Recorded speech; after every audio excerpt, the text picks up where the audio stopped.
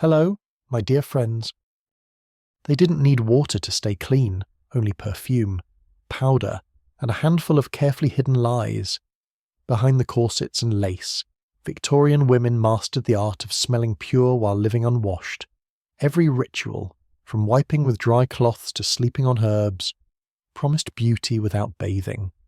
The air they breathed was sweet, but their secrets were sour. Tonight, you'll step quietly into that perfumed world and feel how cleanliness once belonged to scent, not to soap.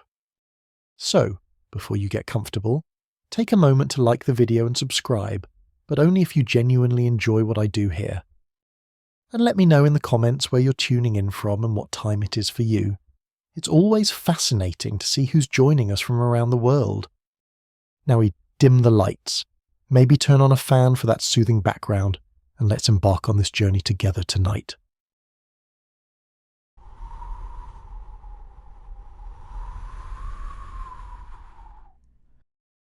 If one were to step inside the private chambers of a Victorian lady, one would not find the sound of water splashing or the scent of soap in the air. Instead, there would be the quiet rustle of fabric and the faint aroma of starch and perfume. Bathing, though idealized in portraits and poems, was in truth a luxury few indulged in. The water was cold, the tubs were heavy, and the process itself was thought to weaken the body. So instead of stepping into a bath, most women reached for something much simpler, a clean, dry cloth. The ritual was slow and deliberate. A piece of soft fabric, often made of linen or cotton, was kept folded neatly beside the dressing table. Each morning, the lady would wipe her neck, her underarms, and her wrists, moving with the precision of habit. The motion was gentle, almost reverent, as though touching the skin too roughly might stir illness. The cloth picked up the faint layer of sweat and dust, leaving behind a sense of renewal that required no water at all. It is oddly amusing that in a century obsessed with cleanliness, many people avoided water as if it were poison. The clothes themselves told quiet stories. They were used again and again, washed not in soapy basins but simply shaken out and hung near windows to dry. The sunlight did the rest. Some women preferred to perfume the fabric with rosewater or vinegar before wiping the skin, believing it added protection against disease. Others trusted in the natural dryness of the cloth alone. In households where servants tended to the laundry, these small squares of fabric multiplied by the dozen. The wealthy owned entire drawers of them, carefully folded and scented. The poor made do with scraps of old garments, rougher to the touch but serving the same purpose. Whatever the class, the result was the same: a sense of cleanliness created not by washing, but by wiping. There was something ritualistic about it. The act of wiping the neck, then the arms, then the chest became a daily ceremony of control in a world where filth was everywhere. London's air was heavy with soot. Horse manure lined the streets. The water itself, drawn from shared pumps, carried the threat of typhoid and cholera. To wipe with a dry cloth was not laziness but self-preservation. If we were to compare this to today, it would be like skipping showers entirely and using a scented paper towel to feel clean before heading to work. Those who could afford better fabrics used cloths embroidered with their initials, pressed and perfumed with lavender or citrus peel. Some even imported thin muslin from France, praised for its softness. Yet the principle remained unchanged. True cleanliness was an illusion, one maintained by patience and perfume. The body was never truly scrubbed, only disguised. Dust and oil settled again within hours, and the cloths themselves carried traces of what they had removed. Still, the gesture felt civil. The faint friction of fabric against skin replaced the shock of cold water, and to Victorian sensibilities, that alone was refinement. Doctors often warned against excessive bathing, claiming it weakened nerves and disrupted circulation. Their words gave comfort to those who disliked the discomfort of cold tubs. Dry hygiene, as it came to be known, was promoted as sensible and moderate. Women who bathed too often were whispered about as vain or unbalanced. The cloth was thus a tool of both cleanliness and conformity. It offered the appearance of health without challenging convention. After all, cleanliness was as much a moral statement as a physical one. The lady who wiped delicately each morning appeared controlled, modest, and respectable, even if her body had not felt true water in months.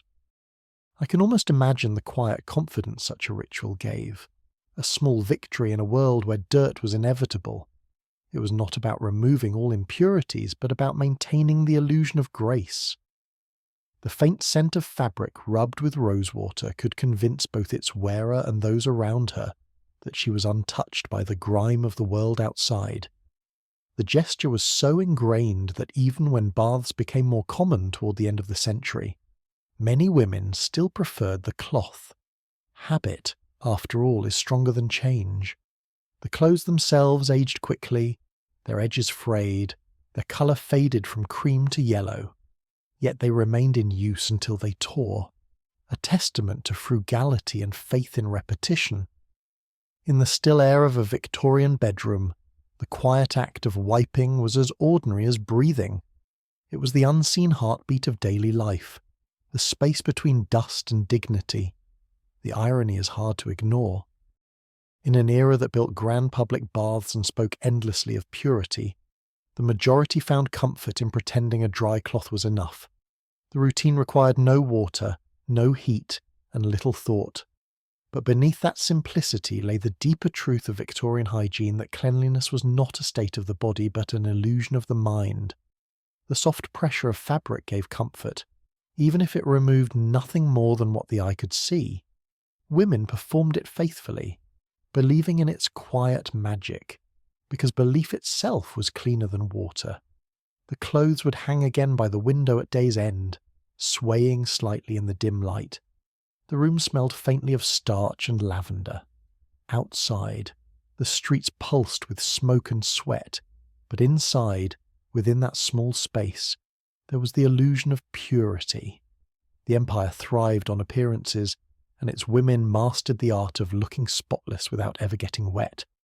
The ritual of wiping with a dry cloth was more than a habit. It was a way of surviving in a world where water was feared, dirt was unavoidable, and reputation mattered more than truth. The Victorian lady's mirror reflected calm composure, her skin powdered and perfumed, her secrets safely hidden in the folds of a simple piece of fabric.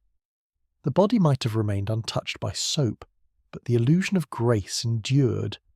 It was this illusion that defined Victorian cleanliness, quiet and deceptive, like dust hidden beneath lace. The cloth, though silent, told the whole story.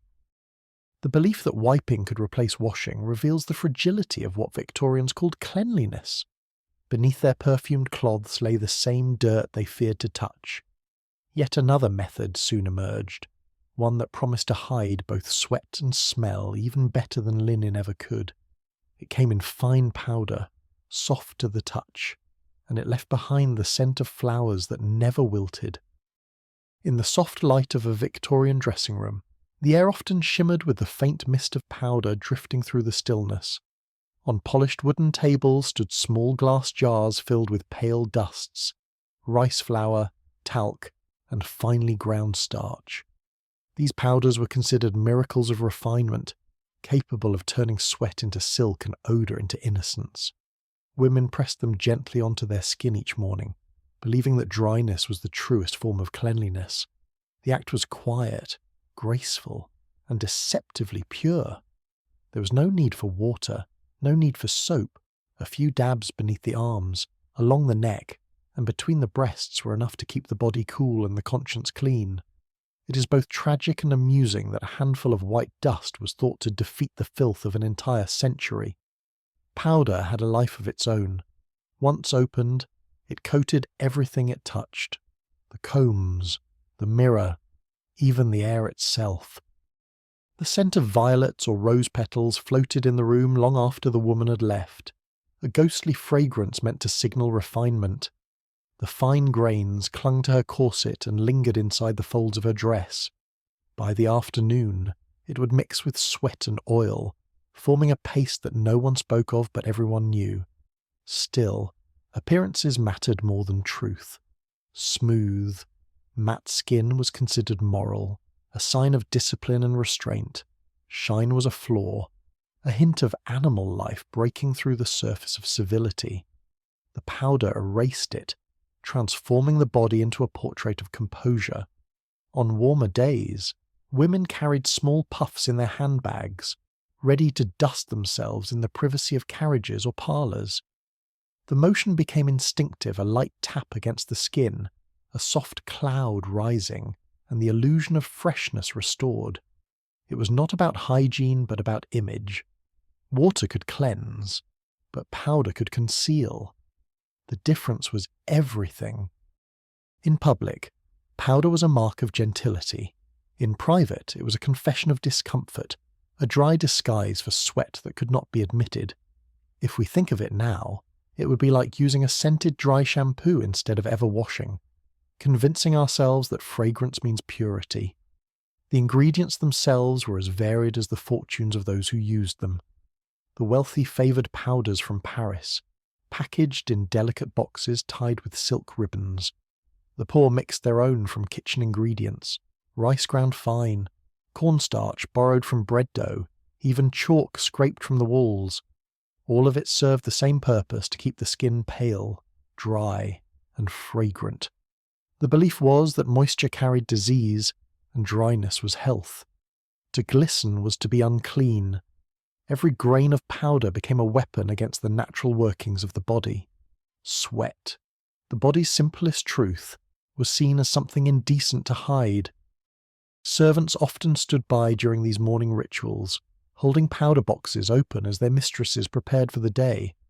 Afterward, the same hands would sweep the residue from the floor, white dust settling into every crack of the wooden boards.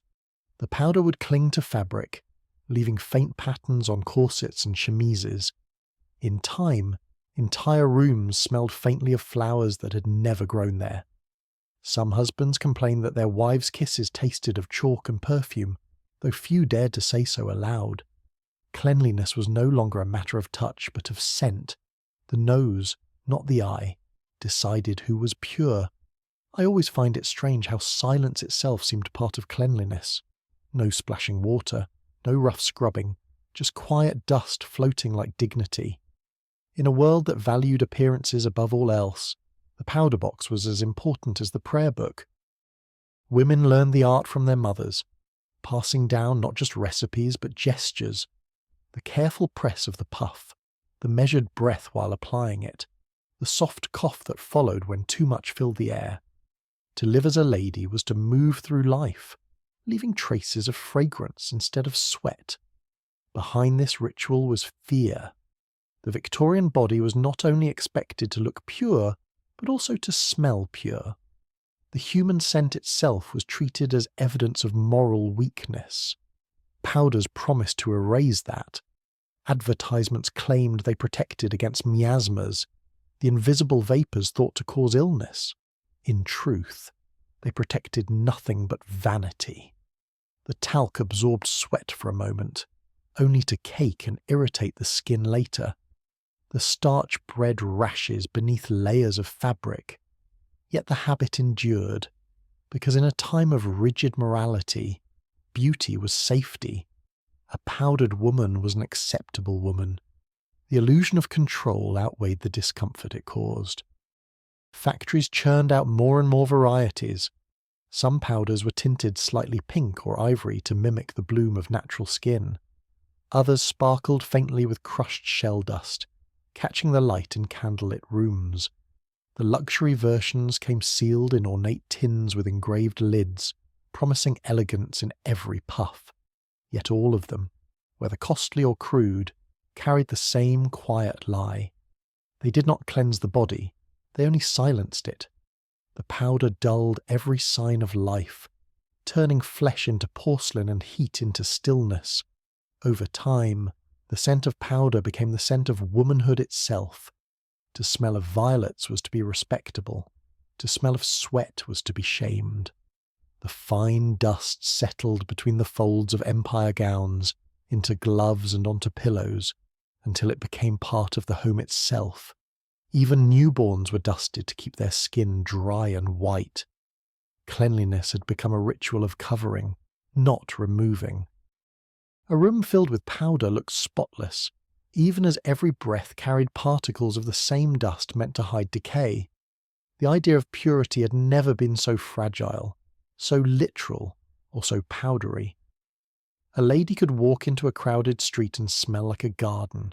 Even as the soot of the city clung to her hem, in the mirror, her skin would glow pale and even, untouched by the truths of the world. That illusion was enough to keep her calm, to make her believe in refinement. But under the scent and dust, her pores still struggled to breathe. Powder promised perfection, and perfection always asks for silence. The powders of the Victorian age were not made to clean, but to comfort. They offered control in a time when women were expected to hide every sign of their bodies. The grains of rice and talc absorbed more than moisture. They absorbed doubt, and perhaps that was their greatest appeal. Powder, for all its softness, revealed a quiet truth about Victorian life even purity could be painted on. Beneath that veil of fragrance, another habit waited, one that hid scent not with dust, but with flowers tucked secretly against the skin. What appeared delicate on the surface often concealed something far more desperate. Hidden between the layers of corset and gown, the faint scent of dried flowers drifted close to the skin. It was a secret most Victorian women shared, though few ever spoke of it. Beneath the whalebone and lace, small bundles of lavender, rose, or violet were tucked neatly into place, their petals long dead but their fragrance lingering stubbornly on. In a world where bathing was rare and sweat unmentionable, these tiny sachets became guardians of respectability. The body beneath might ache and perspire under the weight of its clothing, but to the nose of society, it would always smell of blossoms. It is almost humorous that an empire obsessed with control trusted wilted petals to hide what it feared most, its own humanity. The practice began quietly, born out of necessity rather than luxury. Perfume, though popular, was expensive and fleeting. Soap could not be trusted, and powder alone could not reach beneath the many layers of fabric that trapped heat and scent. Flowers, on the other hand, were everywhere. They dried easily, crumbled softly, and gave off enough fragrance to mask the faint odour of confinement. Women slipped them between the folds of their undergarments each morning, arranging them like armour made of petals. The flowers touched the chest, the ribs, sometimes the hollow of the waist, pressed close where sweat gathered most. Each day, the warmth of the body revived the scent, a quiet exchange between flesh and decay. In grand houses, the upper classes used sachets stitched from silk and lace, filled with petals mixed with herbs and powdered resin. The poor made simpler versions, wrapping dried blossoms in scraps of muslin or old handkerchiefs. Some used leftover potpourri from parlours, or the flowers that had begun to wilt on graves. The method did not matter, only the fragrance did. Respectable women were expected to carry the scent of virtue wherever they went. The odour of real life, sweat, breath, or the musk of fabric worn too long, was considered shameful. It was not simply about smelling pleasant, it was about smelling pure. To be fragrant was to be moral. As the day wore on, the petals beneath the corset grew warm and brittle. The friction of movement broke them down, scattering fine dust along the seams. This dust mixed with body oil, forming a faint residue that clung to the fabric and refused to wash away. Yet the illusion endured. To those who embraced it, the faint scent of violet meant cleanliness, no matter what lay beneath. The body was never meant to be revealed. It was to be disguised. If we were to look at it now, it would be like carrying a sachet of perfume inside one's clothing instead of washing, believing that fragrance alone could erase all evidence of sweat. The flowers themselves became symbols of femininity. Lavender for modesty, rose for grace, violet for innocence, all virtues the Victorian woman was meant to embody. The scents carried meaning as powerful as prayer. A woman who smelled of lavender seemed calm and proper, while one who favoured roses appeared passionate but refined. Society had trained its nose to read morality in fragrance. Even decay had to be curated. By the end of the week, when the petals turned brown and lifeless, new ones replaced them. Some households had servants assigned to refresh the sachets every few days. The act was so intimate and yet so routine that it became invisible, a small, fragrant deception worn close to the heart. Something is unsettling about the tenderness of it, the way care and denial are intertwined in every handful of petals. It was a quiet ritual of self-preservation. To smell like flowers was to belong, to pass unnoticed through the suffocating demands of propriety. The human body, in its natural state, was something to be managed, even hidden. Within corsets that restricted breath and dresses that weighed as much as blankets, the little sachets became the only comfort against the damp confinement of cloth and bone. Not all flowers were harmless. Some petals caused rashes or stains, particularly when mixed with sweat, yet women endured it without complaint. Pain was part of elegance, and elegance was worth the cost. Those who could afford it ordered their floral mixtures from apothecaries, where dried petals were combined with sandalwood or orris root to preserve the scent. The poorest improvised with herbs from the kitchen, thyme, mint, or even dried orange peel. The principle remained unchanged: the body must not betray itself. Every movement of a Victorian lady was a negotiation with her clothing. She could not bend too far, breathe too deeply, or move too quickly without disturbing the fragile arrangement beneath her bodice. Still, she did it all with grace, smiling through the tightness, her fragrance soft but precise. In drawing rooms filled with perfume and gossip, she appeared untroubled, untouched by the realities of heat or fatigue. The sachet, pressed close against her heart, carried the illusion of serenity. To those around her, she seemed composed and fragrant. To herself, perhaps, she felt only the strain of keeping still. It was not vanity that drove this ritual, but fear. The fear of being exposed as human. Cleanliness, modesty, and scent formed the invisible cage of womanhood. A single whiff of sweat could undo years of discipline. Flowers promised protection. They turned the body into something ornamental, a garden cultivated against decay. But the truth remained buried beneath lace and petals, a truth as fragile as the dried flowers themselves. By night, when the corset came off and the petals fell loose, the air changed. The fragrance thickened into something faintly sour, a mix of perfume and the day's exhaustion. The sachets were laid out on dressing tables to dry, their scent fading with the quiet sigh of used blossoms. For a few hours, the body breathed freely again before morning demanded the same ritual. The Victorian woman's flowers were not gifts of beauty but disguises of survival. Beneath their softness lay the fear of being judged, the weight of expectation, and the desperate need to appear untouchable. The flowers masked more than odour, they masked reality itself. The habit of hiding scent beneath layers of fabric captured the essence of Victorian femininity. Controlled, concealed, and fragile. Yet not all women relied on petals alone. Some turned to more practical secrets, slipping fragrant herbs and powders even closer to their skin, where no one could see what truly kept them fresh. Beneath every layer of modesty waited another trick, each one stranger than the last. In the privacy of their dressing rooms, Victorian women developed rituals that were both secret and sacred. Among the most discreet of these was the use of tiny sachets placed deep within their clothing, hidden from sight but not from purpose. These little fabric pouches, filled with crushed herbs, dried flowers, and perfumed powders, rested close to the body where the air rarely reached.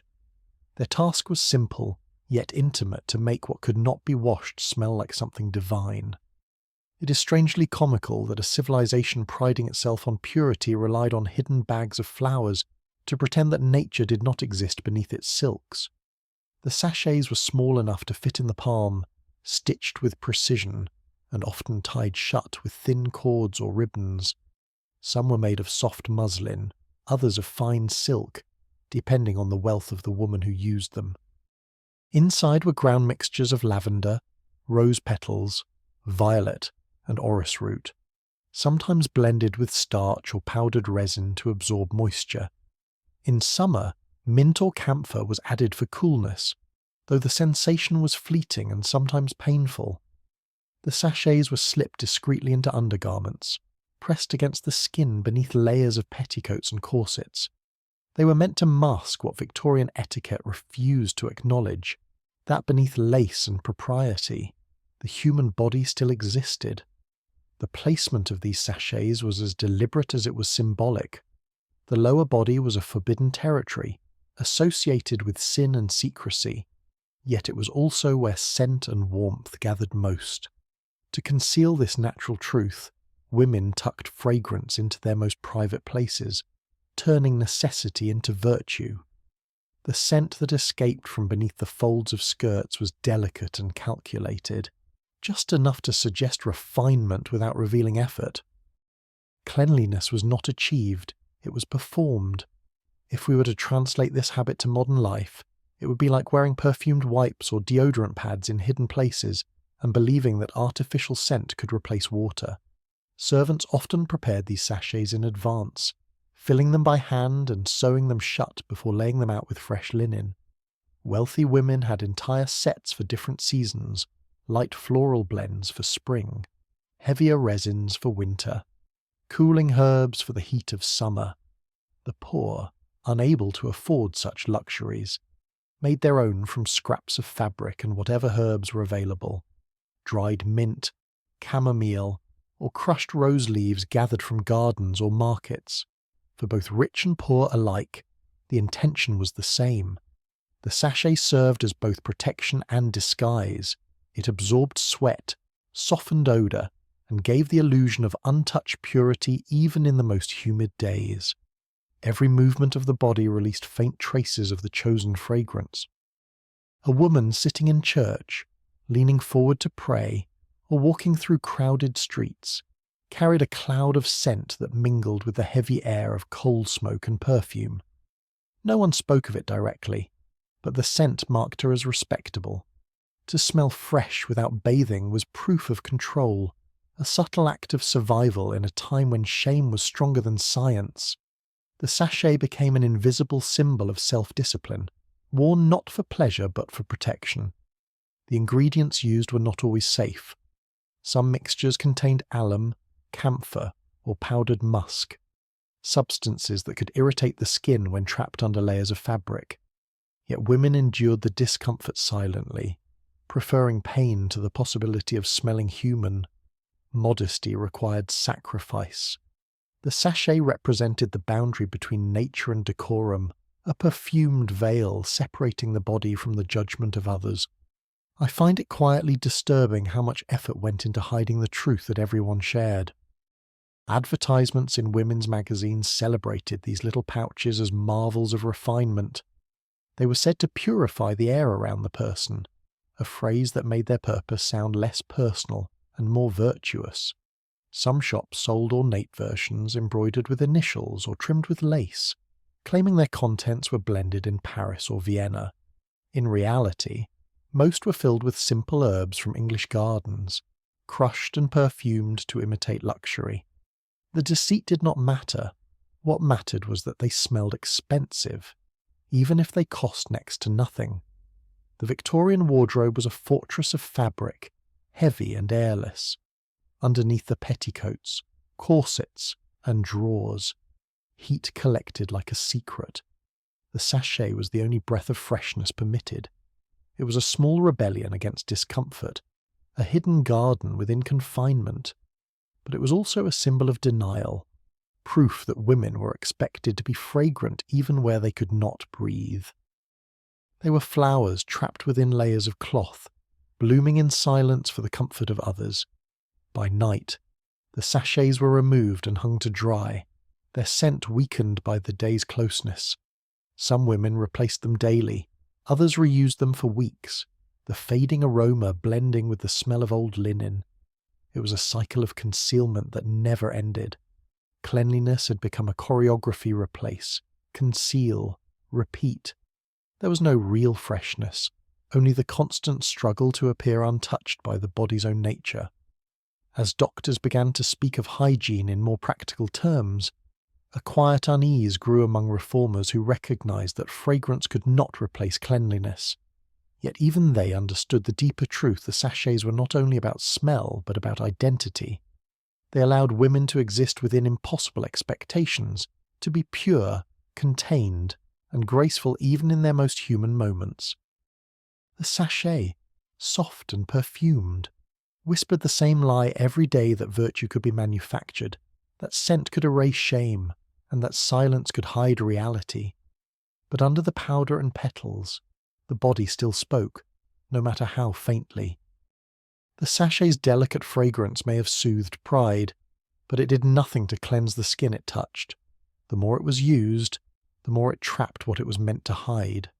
Some women soon turned to a new solution, one that promised real freshness without water, achieved not through flowers or fabric, but through powder that could drink the sweat itself. Victorian hair was not often washed with water. Instead, it was powdered, brushed, and perfumed until it looked clean enough to pass under the judgmental gaze of society. Each morning, women sat before their mirrors as maids stood ready with small bowls of fine white dust, made from rice flour, ground clay, or cornstarch. The powder was lifted carefully and sprinkled across the crown, falling like pale snow onto dark or fair strands. Once it settled, the brushing began. The movement was slow, rhythmic, deliberate, meant to drive the dust deep into the scalp where oil gathered.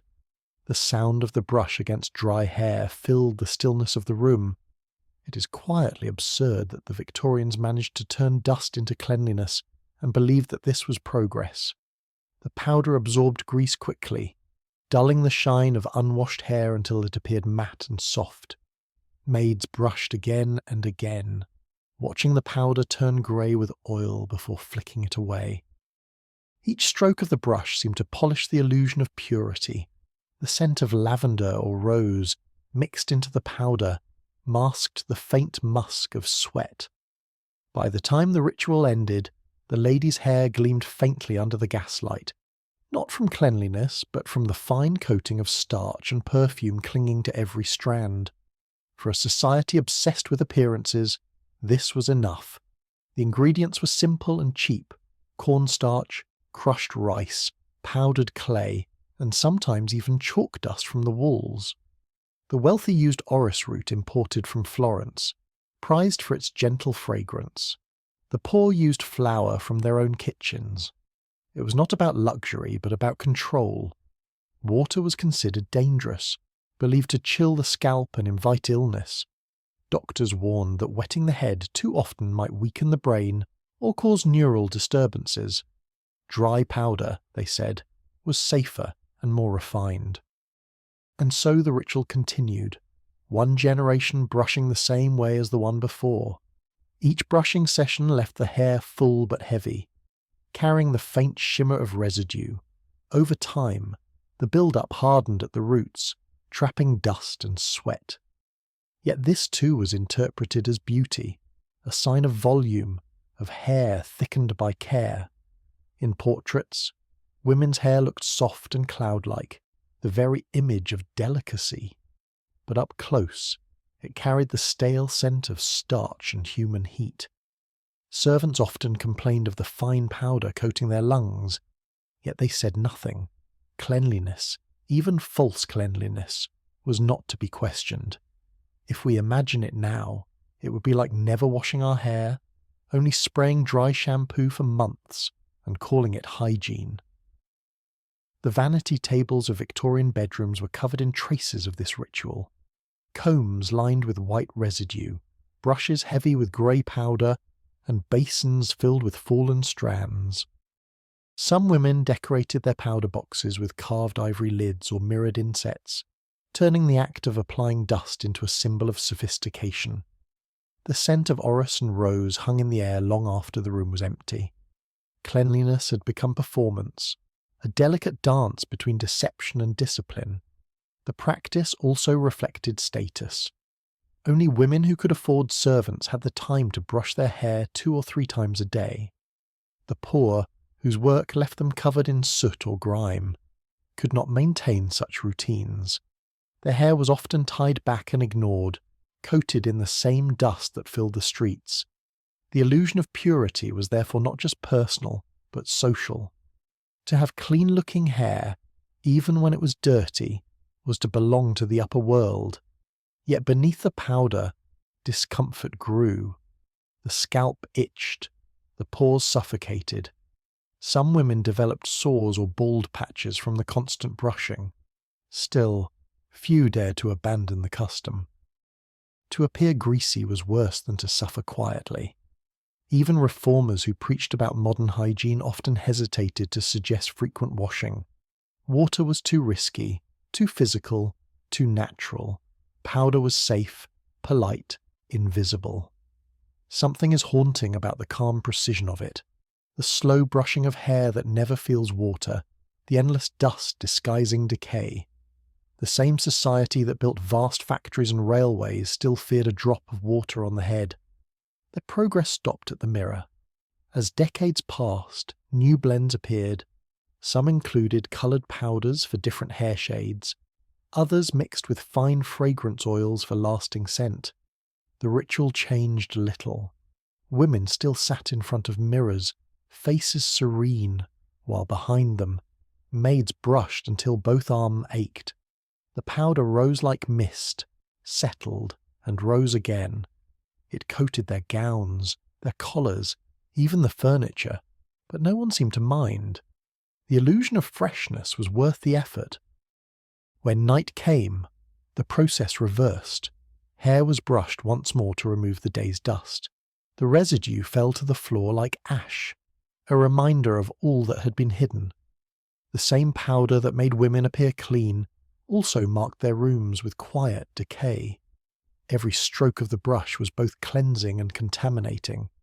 Cleanliness, in the Victorian sense, was never about health. It was about denial. By morning, the powder boxes were refilled and the ritual began again. The cycle was endless, a soft choreography of dust and pride. To the women who lived it, the habit felt safe, civilized, and elegant. To us, it is a portrait of fragility, a mirror reflecting the strange boundaries between beauty and fear. The dry powder left the hair appearing clean, but the body beneath the layers of fabric still struggled to breathe. Some women turned to new habits, not for the scalp but for the skin, using combs and brushes daily to move the oils of their unwashed hair across their bodies, believing this to be nature's own remedy. What followed revealed just how far they would go to replace water with ritual. Each morning in Victorian bedrooms, before the fire had been lit and long before the first pot of tea arrived, a different kind of ritual took place. The lady would sit before her mirror, her hair loose and heavy, reaching down across her back like a curtain of shadow. On the vanity beside her lay the most prized of her grooming tools, an ivory comb. Its smooth, pale teeth glowed softly in the dim light, and in the quiet that filled the room, the sound of hair being drawn through its fine ridges became a kind of meditation. It is oddly ironic that cleanliness was measured not by water or soap, but by how many times one could drag ivory through the same strand of hair. The comb was not only for beauty but for maintenance, since few women dared to wet their heads more than a handful of times a year. Brushing became a substitute for washing. The logic seemed sensible if the hair could be thoroughly combed. The natural oils from the scalp would spread evenly, making it shine. The oils, they said, protected the strands and sealed in health. The truth was far less romantic. Those same oils trapped dust, smoke, and the faint traces of powder from the day before. Still, the sheen it created was enough to pass as proof of hygiene. The Victorians had mastered the art of appearing clean while avoiding the very act itself. The ivory comb itself was a status symbol. To own one meant refinement. Ivory, carved from elephant tusks, carried the weight of distant colonies and costly trade. Its smoothness was unlike that of wood or bone. It glided easily through hair, tugging gently but never tearing. Women kept their combs wrapped in silk or placed in boxes lined with velvet, as if they were sacred tools rather than everyday objects. The wealthy sometimes had entire sets, one for the morning, another for the evening, and smaller ones for travel. The poor made do with wooden imitations, polished with oil to mimic ivory's sheen. Regardless of class, the gesture was the same. Combing replaced cleansing. Each stroke of the comb was deliberate, beginning from the scalp and moving slowly downward, drawing oil from the roots to the ends. Maids stood silently behind their mistresses, repeating the motion hundreds of times until their arms trembled. The repetition had a rhythm that soothed both hands and mind. To brush the hair was to restore order, to remind oneself that control still existed in a world filled with soot and sickness. If one were to imagine it now, it would be like believing that running a clean brush through greasy hair every morning could replace an actual shower. Ivory combs required care. They were wiped daily with soft cloths to remove residue, sometimes rubbed with vinegar to restore their polish. Never were they washed in water, as the moisture could warp the material. Each comb absorbed traces of perfume, powder, and oil, gradually darkening with use. Over the years, they carried the scent of their owners, rosewater, lavender, or faintly, the musk of unwashed hair. It was said that a woman's comb could tell her story by scent alone. There was a strange intimacy in the act. A Victorian lady rarely touched her own hair in public, yet in private she devoted long moments to its care. The brushing was not done for pleasure but for preservation, as though the comb could discipline both hair and thought. Many diaries of the time mentioned the comfort of it, the quiet pleasure of watching the strands regain their gloss after a night's rest. Yet what seemed like care was, in truth, a form of concealment. Beneath the smooth surface lay residue, powder, oil, and the faint scent of age. The connection between cleanliness and restraint ran deep. To wash too often was thought vulgar. To touch water too freely was seen as reckless. Combing, however, was elegant. It required patience, delicacy, and the help of another hand. A well-combed head was a sign of moral balance. Women boasted of the number of strokes rather than the number of baths. The higher the count, the purer they felt. I can almost feel the contradiction in that. The calm pride of pretending dust was grace, the satisfaction of controlling what could never be truly clean. In the evening, the ritual was repeated. Hairpins were removed one by one, and the comb lifted again. The soft scratching sound filled the quiet rooms as candles burned low. The ivory teeth caught bits of powder and loosened hair, scattering them onto the vanity top. Some women collected the fallen strands in small glass jars, believing they carried luck. Others burned them quietly in the hearth, unwilling to let a trace of themselves linger. What remained was a sense of order, however temporary. The comb's beauty concealed its own decay. Over time, the edges dulled, and faint cracks appeared along the handle where oil and air met. Still, it was used, generation after generation, because ritual mattered more than result. To comb the hair was to maintain appearances, to polish the image of purity even as the body beneath it grew weary of the charade. The repetition, the sound, and the patience all became part of the performance of being clean. In the flicker of candlelight, the ivory comb gleamed like bone, as if it belonged as much to death as to beauty. Its pale surface reflected not just light, but the truth of the Victorian mind, a need for control, for stillness, for the illusion that nothing impure could touch them. Each stroke of the comb was a denial and a prayer, one that turned vanity into virtue and dust into decorum. The ivory comb left the hair shining but unwashed. its glow masking the dullness beneath.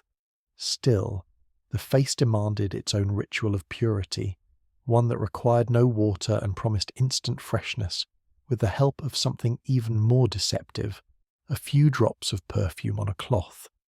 The scent alone would tell the story of cleanliness, whether true or imagined. Victorian women treated their faces as fragile canvases that water might ruin. Instead of washing, they turned to perfume bottles filled with alcohol-laced fragrances. Each morning, a clean cloth was dipped lightly into the liquid, then pressed gently against the cheeks, forehead, and neck. The first touch burned faintly, leaving behind a chill that felt like purification. In that sting, they believed they were cleansing the skin. The scent of rosewater or violet lingered long after, covering whatever trace of oil or fatigue had been there before. It is strangely amusing that the Victorians called this cleanliness when they were, in truth, bathing in perfume rather than water. The ritual was elegant but deceptive. The faint alcohol in the perfume acted as a weak antiseptic, drying the skin while tightening the pores. It gave the illusion of freshness, cool to the touch, sweet to the nose. Yet underneath, the face grew brittle and pale, stripped of its natural oils. Women mistook this dryness for refinement, believing that a shine-free face was the mark of virtue. The mirror reflected not life, but control. The delicate patting of cloth replaced the sound of splashing water, and in that silence, they found reassurance that they were safe from the chaos of filth and disease. Perfume served as both weapon and disguise. In crowded cities where air smelled of smoke and sewage, a perfumed face was armour. The scent of lavender or citrus announced a woman's presence before she spoke. It hid the sour air, the sweat trapped beneath corsets, and even the faint decay of rooms closed too long against the cold. Men praised women who smelled of roses, unaware that behind the fragrance lay neglect disguised as luxury. If we were to imagine it now, it would be like wiping our faces with cologne each morning and calling it skincare, trusting scent more than cleanliness. The bottles themselves were objects of beauty. Cut glass shimmered under candlelight, and silver caps glinted with each turn. Some were engraved with initials or hidden within ornate cases so they could be carried discreetly. A lady might dab her cloth with perfume before visiting guests, refreshing her scent as though reapplying moral strength. The alcohol was sharp enough to bite, but it was a small price for elegance. In her mind, the sting meant purity, the scent meant health. Few realized how it slowly wore down the very skin it was meant to protect. Servants learned the routine quickly. They would lay out clean cloths, folded neatly beside perfume bottles, and replace them every few days when the fabric yellowed with residue. In wealthier homes, this ritual took place twice a day, once in the morning, once before evening gatherings. The skin, deprived of moisture, began to crack in winter. Still, women persisted.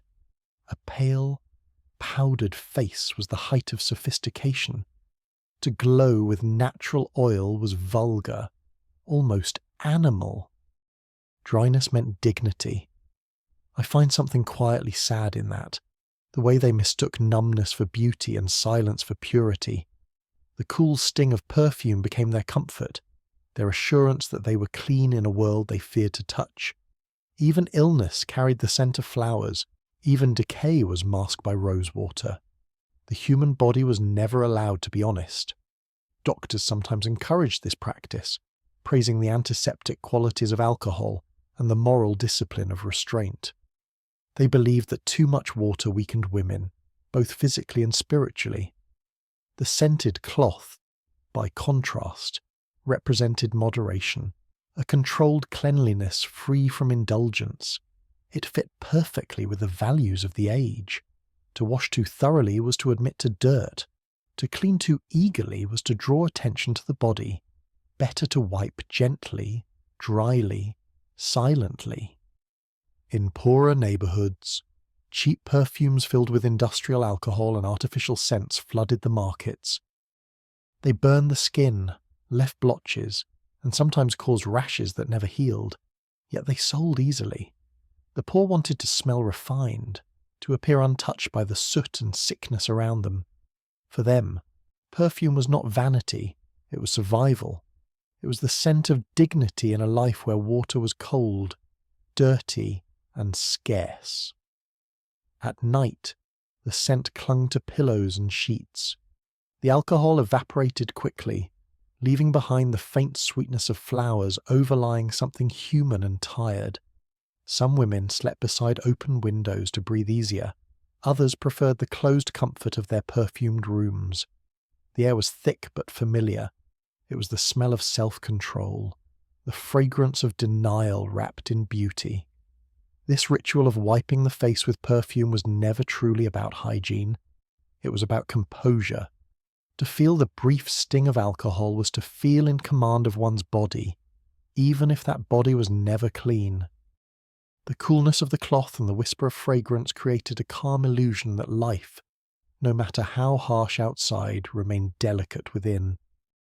The scent of perfume may have masked the truth, but beneath the fine air of refinement, the rest of the body still struggled against heat and sweat.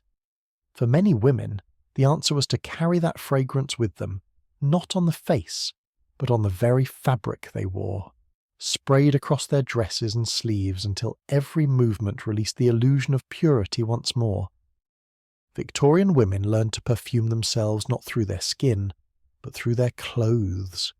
Every layer of fabric carried its own fragrance, and every movement released a faint cloud that trailed behind like a memory.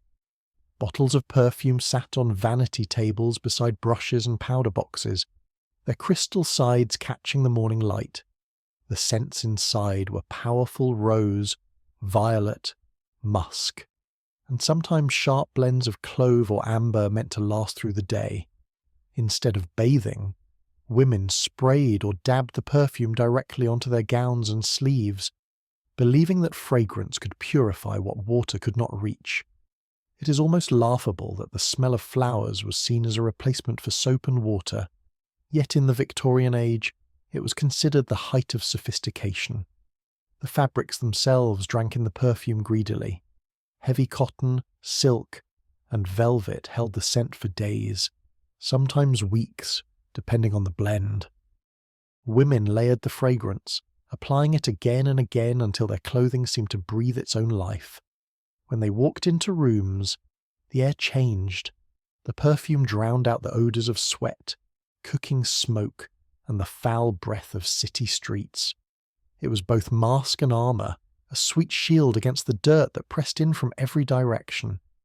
For women who lived under strict moral codes, the scent of cleanliness was easier to achieve than the act itself. Perfume was not gentle. Many of the mixtures were thick with animal oils or alcohol so strong that they burned the skin if applied directly. Clothes were the safer canvas. To soak a gown in fragrance was to preserve modesty while projecting refinement. A faint scent was ladylike. A stronger one suggested wealth. The most luxurious perfumes came from Paris, sealed in ornate glass and priced high enough to buy a week's worth of food for the poor. But imitation blends filled the English markets, cheaper versions sold from stalls and chemist shops, often harsh and chemical. They lingered with a bite that mixed with human odour instead of erasing it. If we compared it to today, it would be like spraying air freshener on a dirty shirt and pretending it was laundry. The ritual of perfuming was layered and precise. Women began with the undergarments, scented lightly with rose or lavender water, then moved upward through each layer of clothing. The outer dress received the strongest spray, concentrated at the sleeves and neckline, where others might come close enough to smell. Gloves, too, were perfumed, as were handkerchiefs, fans, and even the hems of skirts. The result was a moving haze of sweetness that could mask days, sometimes weeks, without bathing. Servants noticed the difference between rich and poor not by the cut of the dress, but by the quality of the air that followed its wearer. In crowded parlours, where dozens of bodies gathered under gaslight, the mingling of perfumes created an atmosphere that was both intoxicating and oppressive. The air shimmered with violet, musk, and sweat, bound together by the faint metallic scent of alcohol. To modern noses it might seem overwhelming, but to Victorians it meant order, propriety, and civilization. The stronger the scent, the more respectable the woman appeared. Cleanliness had ceased to be about health. It had become performance. Something is haunting about this.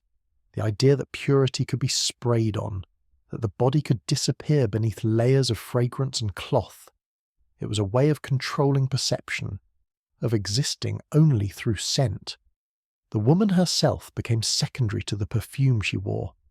When she passed by, she was remembered not by her face, but by the trail she left in the air. Perfume had its dangers. The chemicals used were not regulated. Some contained benzene or arsenic compounds to preserve the scent. Long exposure could cause headaches or fainting, but women tolerated it. A pale complexion and delicate constitution were considered attractive, even if illness came from their own perfume bottles. To suffer quietly for beauty was its own virtue. The faint dizziness, the burning of eyes or throat, was mistaken for elegance. Perfumed dresses were never washed often, for washing meant fading. Instead, they were aired in cool rooms or dusted lightly with powder to freshen them between wears. Over time, the fabric absorbed the residue of perfume and perspiration, creating a scent both floral and human, pleasant only from a distance. Yet the illusion endured. Guests would compliment a woman on her fragrance without realizing it came from her gown rather than her body. In that confusion lay the success of the ritual, the perfect merging of artifice and identity. The association between scent and morality became absolute. A fragrant woman was pure, an unscented one was suspect. Even the poor tried to follow the trend, rubbing small amounts of perfume on their sleeves when possible. The perfume bottle became a marker of virtue as much as beauty, a sign that one cared enough to disguise the unpleasant truths of life. It was an invisible boundary between classes, as much social as it was sensory. As night fell, the perfume deepened. In dim candlelight, the scent grew heavier, its sweetness turning faintly sour. Dresses that had been worn for weeks gave off a strange blend of decay and grace. Yet to those who lived it, this was comfort. To smell of something lovely was to feel safe from judgment, even as the reality beneath the silk went unwashed and unseen. Perfuming the gown was not just vanity, it was survival. In a time when water was distrusted and bodies were censored, fragrance was the only acceptable way to be clean. The result was an age that smelled like flowers, yet lived among dust. The perfume that clung to fabric was powerful, but fleeting. Beneath the layers of lace and scent, heat still gathered and odour still returned. To prolong the illusion, women turned to stranger inventions, burning small cakes of scented coal under their skirts, letting the rising warmth spread fragrance with every step, a ritual as delicate as it was dangerous. Underneath the thick skirts and velvet layers of Victorian fashion, fragrance found one of its strangest hiding places. Women sometimes carried not just perfume on fabric, but fire itself, small packets of scented charcoal placed beneath the hem of their gowns. These were tiny lumps of coal soaked in essential oils or mixed with crushed herbs, wrapped in thin cloth pouches and tied discreetly to the inner lining of a dress. As the body warmed, the heat reawakened the scent, sending soft waves of lavender, sandalwood, or rose into the air. The idea was simple and absurd in equal measure to smell pure. One had to carry a controlled fire beneath their clothes. It is almost comic that a culture terrified of passion willingly tucked burning perfume under its own skirts. The custom was not widespread, but elegant enough to fascinate the wealthy. At formal gatherings, where rooms were dense with people and air hung heavy with sweat and smoke, these fragrant embers promised a constant aura of freshness. The small heat from the coals was thought to enhance perfume, helping it last longer than sprays or powders.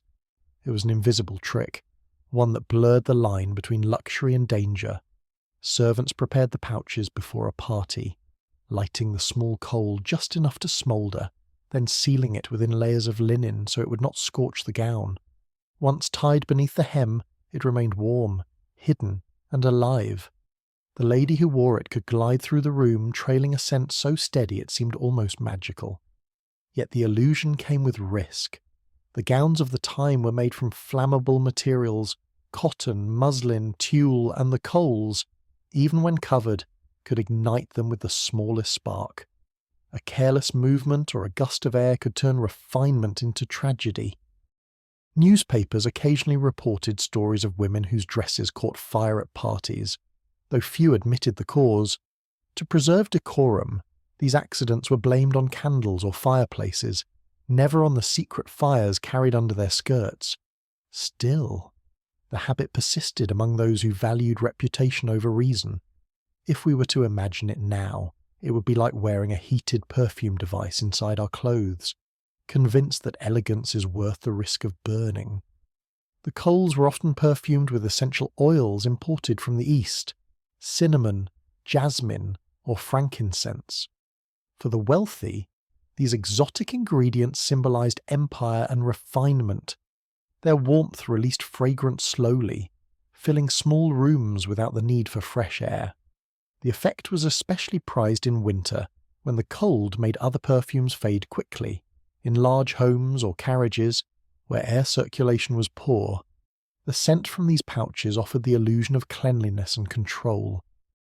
The faint haze of smoke mixed with the fragrance of wax and powder, masking everything else: the sweat, the stale air, the discomfort beneath corsets and stays.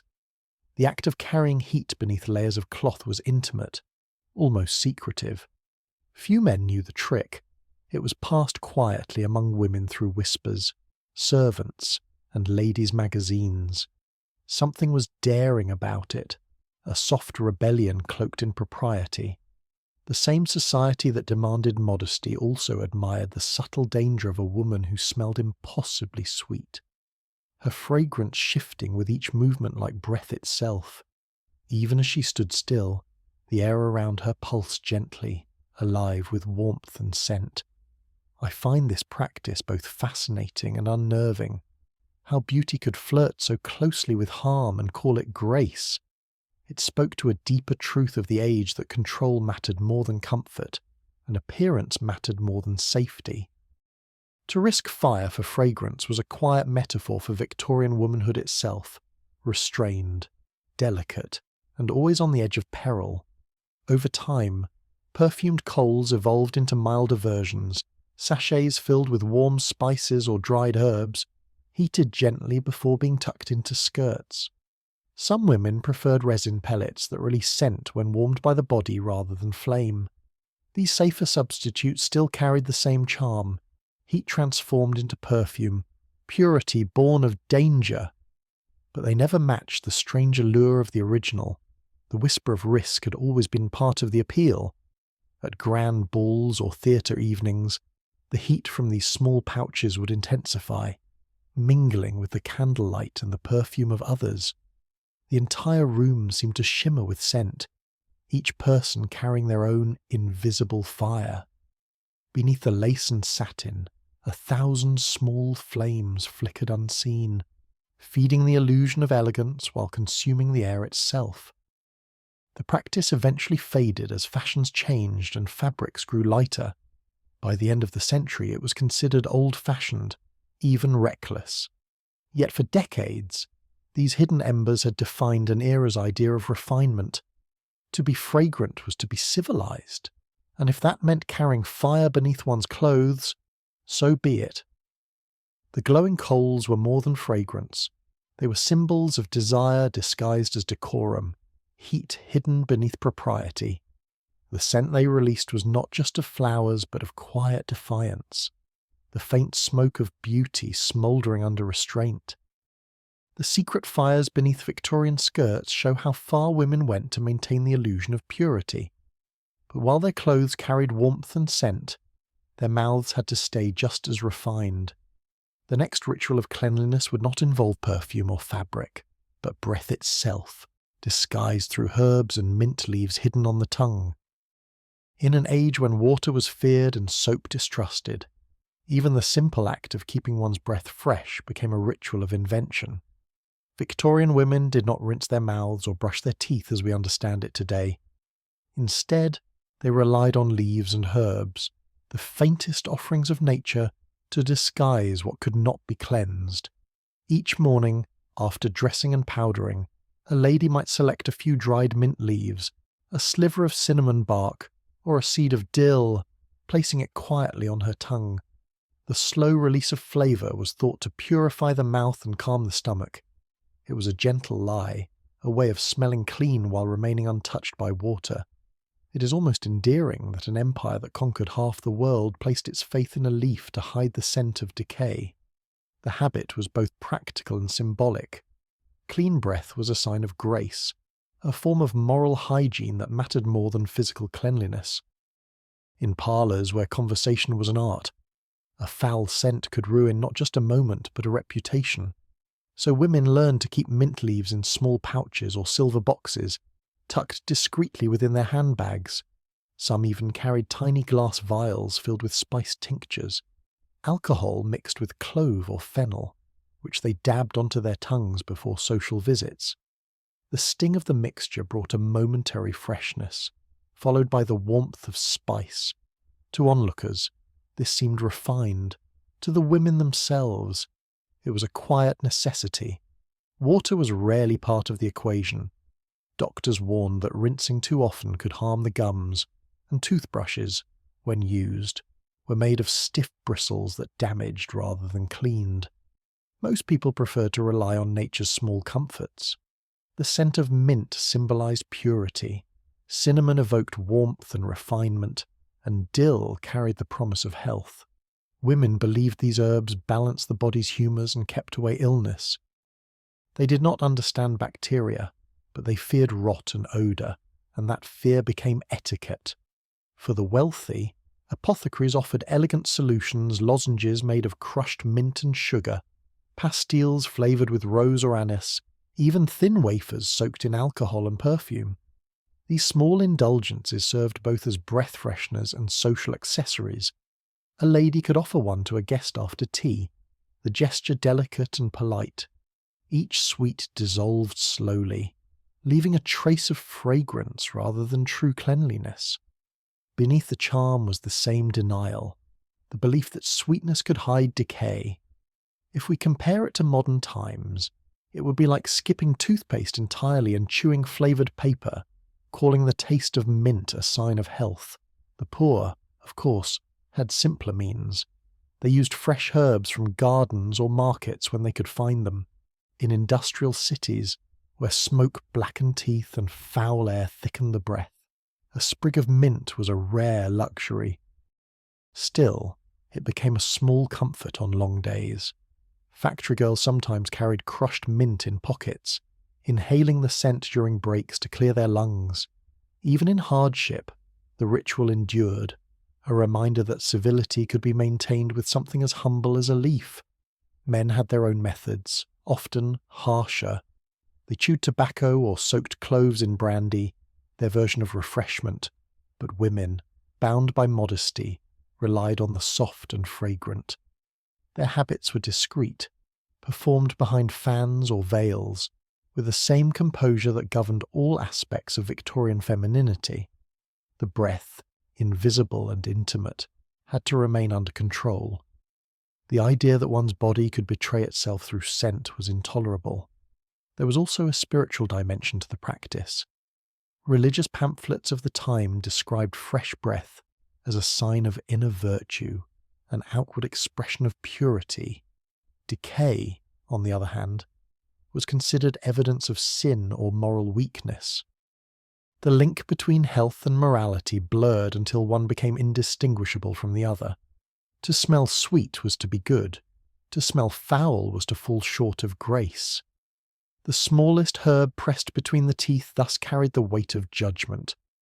I find this belief both sad and strangely beautiful, the way people used nature's gentlest things to defend themselves from the shame of simply being human. It was less about hygiene than about hope, about pretending that purity could grow from the ground and rest quietly on the tongue. In drawing rooms, the air was filled with mingling scents of perfume, tea, and spice. A lady who had just refreshed her breath with mint might speak softly, each word carrying a faint trace of coolness. Those nearby would smile politely, never questioning how that sweetness came to be. The ritual was invisible but powerful. The difference between refinement and vulgarity often lies in such subtleties. It was not enough to appear clean, one had to smell virtuous. The effect, however, was fleeting. The herbs dried quickly, the oils lost their potency, and by afternoon, the old bitterness returned. Some women compensated by sipping floral waters or chewing small sticks of licorice root. Others added drops of perfume directly onto the tongue, an act both dangerous and absurd. The alcohol burned the mouth but left behind the illusion of perfection. Pain was part of beauty, as it always was. Servants noticed these routines most clearly. When cleaning vanity tables, they found traces of mint leaves, cinnamon bark, and broken lozenges scattered among combs and powder jars. The mixture of scents, sweet, sharp, and faintly sour, filled the air of every well-kept home. It was the odour of effort, the smell of people trying to outwit nature with the tools of civility. Even in illness, the ritual remained. During fever or confinement, when the mouth grew dry and foul, nurses pressed mint water or clove oil onto patients' lips. The scent was meant to comfort, to disguise the smell of sickness for visitors. Death itself was softened by fragrance, as though the right aroma could make it acceptable. In that sense, hygiene and mourning were not so different. Both relied on perfume to mask what could not be changed. In public, the line between natural and artificial was blurred completely. The scent of mint or spice was expected in conversation, as much a part of etiquette as the tone of one's voice. A woman who neglected this was whispered about as careless or coarse. Clean breath had become another layer of costume, invisible yet required. To breathe without shame was a privilege, and those who could not afford it often learned to speak less. The habit endured long after it was useful. Even when toothpaste and toothbrushes became common at the century's end, many clung to their herbs and lozenges out of tradition. They had become symbols of control, not tools of hygiene. To chew mint was to maintain composure, to carry a piece of refinement in one's mouth even when the world outside was rough and unkind. In the quiet of a Victorian bedroom, a woman preparing for bed might still chew a mint leaf, letting the bitterness fade slowly as she undid her hairpins and loosened her corset. It was a final act of care, a way to end the day smelling pleasant, even if her body had never been truly clean. The last thing she tasted before sleep was not water, not soap, but the faint sweetness of denial. The leaves and herbs kept the breath fragrant for a while, but they could not stop the body from sweating beneath the layers of fabric. As temperatures rose and carriages filled with stale air, women sought new ways to cool themselves, tricks involving damp cloths and chilled perfumes pressed to the skin. Rituals meant to tame heat without ever touching a drop of water. In the stillness of Victorian mornings, when the first light filtered through lace curtains, women began their quiet routines of elegance and concealment. Among the rows of perfume bottles and powder tins lay an object so ordinary it seemed harmless, the hairbrush or comb. Yet even this simple tool was turned into a vessel of fragrance. Instead of spraying perfume directly on the hair, which might leave it damp or heavy, women learned to scent the comb itself. A few drops were sprayed across its teeth, left to dry until only a trace of aroma clung to the surface. Then, as the comb passed through the hair, each movement released the scent anew. It is almost tenderly absurd that brushing one's hair could double as perfuming it, as though the air itself could stand in for cleanliness. This small act carried an illusion of refinement. Every stroke of the comb became a form of art, drawing fragrance through the strands while distributing the natural oils that replaced washing. the air around a woman's head filled with the faint sweetness of rose, jasmine, or violet. Those who passed near her would catch a whisper of freshness that seemed effortless, unaware that it came from the tool rather than the body. The scent deepened as the day went on, warmed by skin and movement. It was a quiet disguise for hair that had not felt water in weeks. The method had its logic. Spraying perfume directly on the hair could damage it. The alcohol dries the strands, leaving them brittle. But a perfumed comb seemed delicate, controlled. The scent lingered longer, more subtle than the heavy cloud left by direct sprays. Women believed it made their beauty more natural, more moral. A lady should never smell too strongly. Her fragrance should be discovered only when she moves. And so the comb became the silent partner in that performance, a bridge between vanity and restraint. If one imagines it now, it would be like misting perfume onto a hairbrush to fake the freshness of a shower. Every household had its own method. Some women used pure perfume. Others diluted it with rose water or lavender water to soften the scent. The combs, often carved from ivory or tortoiseshell, absorbed a trace of fragrance with every use.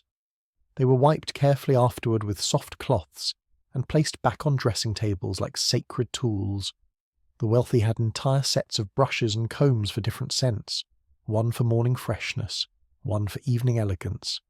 The poor imitated the habit with cheaper oils, often too sharp or heavy, but they clung to the same belief fragrance was civility. The hair itself became a carrier of memory. When brushed this way, it smelled alive when it moved, as though each strand exhaled its own perfume. Women walking down corridors left behind a faint trail that lingered long after they were gone. In dim candlelight, when they turned their heads, the air seemed to stir around them, carrying the illusion of purity. It was not cleanliness, but movement pretending to be air. The more the hair swayed, the fresher it seemed. Servants were often responsible for maintaining this delicate deception. They brushed their mistress's hair in long, measured strokes, counting each pass as the scent spread. When the perfume began to fade, they reapplied it to the comb, waiting patiently for the alcohol to dry before resuming. The faint rhythm of brushing became a kind of household sound, soft, repetitive, endlessly polite. Over time, the habit became so natural that few questioned it. Some women even kept perfumed combs beside their beds, using them before sleep so that their pillows would carry the same scent. The fragrance clung to everything: the hair, the linens, the hands that brushed it. In rooms where bathing was rare, this soft cloud of perfume became the definition of freshness. There is something quietly unsettling in this, how scent replaced water, how appearance triumphed over touch. The comb no longer served to clean, but to disguise. What once removed tangles now spreads perfume, and what once signalled vanity became a ritual of survival. In a society that feared the body's natural smell, even brushing had to be perfumed. Perfume makers took advantage of the trend. Advertisements promised long-lasting freshness and moral purity through fragrance, selling special hair perfumes made without oil to prevent staining the fabric of gowns. Some claim their formulas protected the scalp from dampness, as though fragrance could ward off disease. The language of hygiene blended seamlessly with the language of beauty.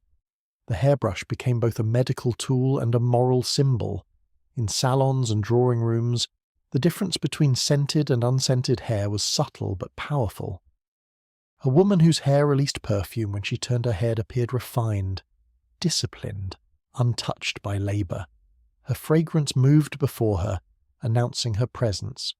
For the poor, the same technique provided dignity in a world that offered little else. To smell pleasant was to be accepted, to seem clean even when one could not be.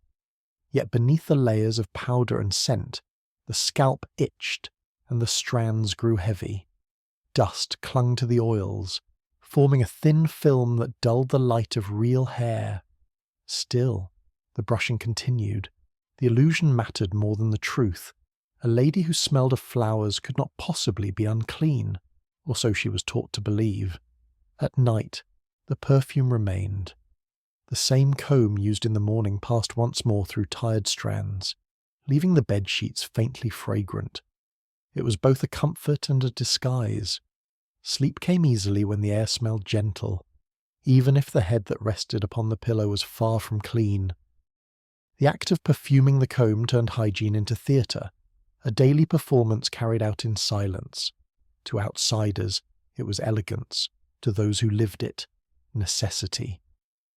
The scent was all that stood between a woman and the shame of being human in an era that prized appearances above truth. The perfumed comb gave the illusion of freshness that never faded. But beneath the layers of lace and fabric, the rest of the body still demanded the same kind of deception. Some women found a more private solution: thin sheets of scented paper used to wipe the body in secret, replacing soap and water with perfume pressed quietly against the skin.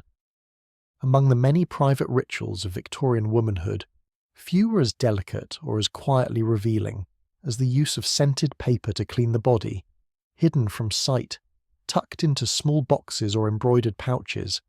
These papers were a secret companion to nearly every respectable lady. They were thin, soft, and infused with a mixture of light alcohol, rose oil, or lavender essence. A sheet would be folded neatly and pressed gently against the most intimate parts of the body, replacing the act of washing with the illusion of purity. It is strangely ironic that a civilization so obsessed with modesty entrusted its cleanliness to slips of perfumed paper. The morning routine began in silence, behind closed doors, away from the eyes of servants. A woman would take out her small packet of papers and unfold one carefully.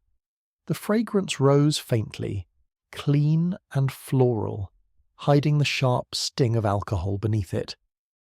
The paper, cool to the touch, was drawn softly across the skin, removing what she hoped it could remove: sweat, odour, and the memory of the night before.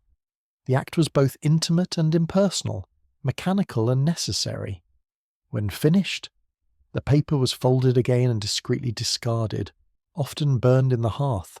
What remained was a fragile sense of renewal, as though purity could be wiped on and off like dust. Manufacturers advertised these papers as marvels of hygiene, claiming they refreshed the complexion and cleansed without offence. Some were printed with delicate floral designs, others embossed with the initials of their makers. They were sold in chemists' shops beside soaps and powders, marketed as suitable for both travel and daily use. Wealthier women carried them in silver cases or velvet pouches inside their handbags. The poor kept smaller packets hidden in pockets, torn sheets wrapped in fabric to preserve the scent. The principle was the same for everyone where water was feared. Paper took its place. The mixture that soaked the paper was often made of ethanol diluted with rose or violet oil. It cooled the skin for a moment, creating the illusion of cleanliness. But it also left irritation, especially when used often. The alcohol dried the flesh, and the perfume could inflame it. Yet discomfort was tolerated as part of the price of refinement. If we compared it to modern life, it would be like using scented tissue wipes instead of bathing and calling the sting of alcohol a sign of freshness. The act itself carried a moral dimension. Victorian women were taught that modesty began with control of appearance, of scent, of every trace of the body's natural rhythm. To smell of flowers was to be good. To smell of oneself was to fail. The scented paper became a small shield of virtue, a way to remain respectable in a society that demanded purity but forbade the body. A lady's hygiene had to be invisible, her rituals performed in silence and secrecy. Even servants who assisted with washing pretended not to notice. Cleanliness was a private language spoken only in gesture. The papers were used not just in the morning but again before bed. Many women believed the perfume would help them sleep better, calming their nerves as it cleansed.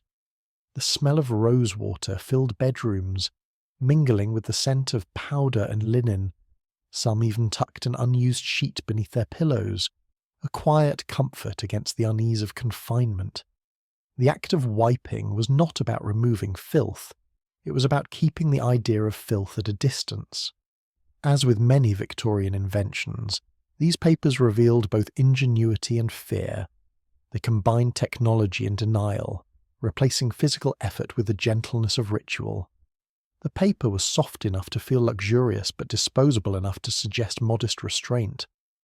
It was the perfect metaphor for the age-fragile, scented and temporary. When reformers later began to speak of real hygiene, of water, air and cleanliness, the paper seemed almost tragic, a relic of a time when purity was printed and perfumed. I cannot help but feel a quiet unease thinking of these women, trusting thin sheets of scent to guard them from judgment. The elegance of it conceals the desperation beneath, the endless struggle to appear clean in a world that feared the body's truth. The cool touch of the paper may have comforted them, but it could not erase the weight of repression that shaped every motion of their day. Even the smallest details of the ritual were constrained by propriety. The papers were never discussed aloud. A woman could admit to using perfume or powder, but to mention these was unthinkable. They existed in the same category as corset stays and chemises, necessary, intimate, invisible. When travelling, women hid them among handkerchiefs or letters, so that if discovered, they could pass as stationery. Cleanliness had become indistinguishable from secrecy. Despite their limitations, these papers endured for decades. They were seen as a modern convenience, a symbol of civilization's progress. Advertisements praised them as the hygienic choice for the sensitive lady, ignoring the irony that they did nothing to cleanse at all. When factories improved production, new scents appeared: violet for the youthful, sandalwood for the mature, lemon for summer. The illusion of variety replaced the reality of change. For many women, the act of wiping became more than a habit. It was reassurance. In the suffocating layers of Victorian life, where every expression of the body was contained, these papers provided a moment of private agency. To wipe was to reclaim control, however small. To feel the sting of alcohol was to feel alive. By night, the paper's scent lingered faintly on the skin, a mixture of sweetness and something chemical beneath. It blended with powder, corset linen, and sweat, forming a perfume uniquely Victorian, half floral, half human, entirely artificial. It was the scent of denial preserved in silk and paper. The scented papers offered not purity but performance. They replaced touch with texture, cleansing with pretense. Yet to the women who used them, they were small treasures, tokens of dignity in a world where even water could be scandalous. In their softness, there was fragility. In their fragrance, an entire philosophy of restraint. The perfumed papers gave women a fragile sense of control, but even the softest scent could not last long in a world of heat and confinement. Some turned to adornment instead. Wearing jewellery that did more than decorate, it carried fragrance itself, locked in tiny pendants and clasps close to the skin, spreading the illusion of purity wherever they went. Among all the quiet inventions that helped Victorian women survive life beneath corsets and lace, one of the most curious was the fragrant pendant, a necklace or brooch that held a tiny wax bead infused with perfume. The heat of the body would warm the bead gently, releasing a steady, soft aroma that floated around the neck and chest. In an age when bathing was rare and sweat was considered indecent, this little object served as both decoration and disguise. It is almost comical that the Victorians managed to turn body odour into a fashion statement by hanging perfume around their throats. The design of these pendants varied with wealth and fashion. For the rich, the containers were delicate masterpieces, filigree cages of silver or gold, sometimes shaped like hearts or flowers, worn close to the skin. Inside was a bead made of beeswax mixed with oils of rose, lavender, or amber. As the wearer's pulse warmed it, the scent emerged slowly, like breath. For poorer women, simpler versions existed, cheap tin lockets or fabric sachets tied with ribbons, filled with crushed herbs or scented wax crumbs. Whether humble or ornate, they all served the same purpose: to hide the scent of the living body beneath layers of clothing and restraint. Corsets made this all the more necessary. The heavy fabrics and tight lacing trapped heat, making the upper body sweat beneath layers of whalebone and satin. The neck and chest, so modestly covered by day, became stifling. When a woman bent or turned her head, a faint cloud of perfume rose from her pendant, masking the odour of perspiration. It was a quiet victory of artifice over biology. No one would guess that beneath the silk, the body struggled for air. To the world, she simply smelled of roses. There was also an element of performance. A lady might lean forward during conversation, allowing her pendant to release a fresh wave of scent. The gesture seemed graceful, natural, but it was calculated. In crowded parlours where dozens of bodies gathered under candlelight, the faint perfume around one's collar could mean the difference between admiration and discomfort. Scent was as much social currency as jewellery itself. If we compared it to today, it would be like wearing a smart device that emits fragrance whenever you start to sweat, pretending that elegance is an algorithm. The fragrances themselves told stories.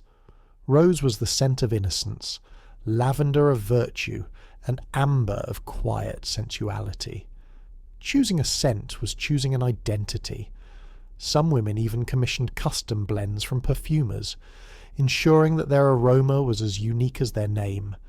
To forget to wear one's pendant was like forgetting one's gloves. It was a breach of decorum. The perfume was a form of moral armour, protecting the wearer not from judgment, but from being too human. Of course, not all perfumes were kind.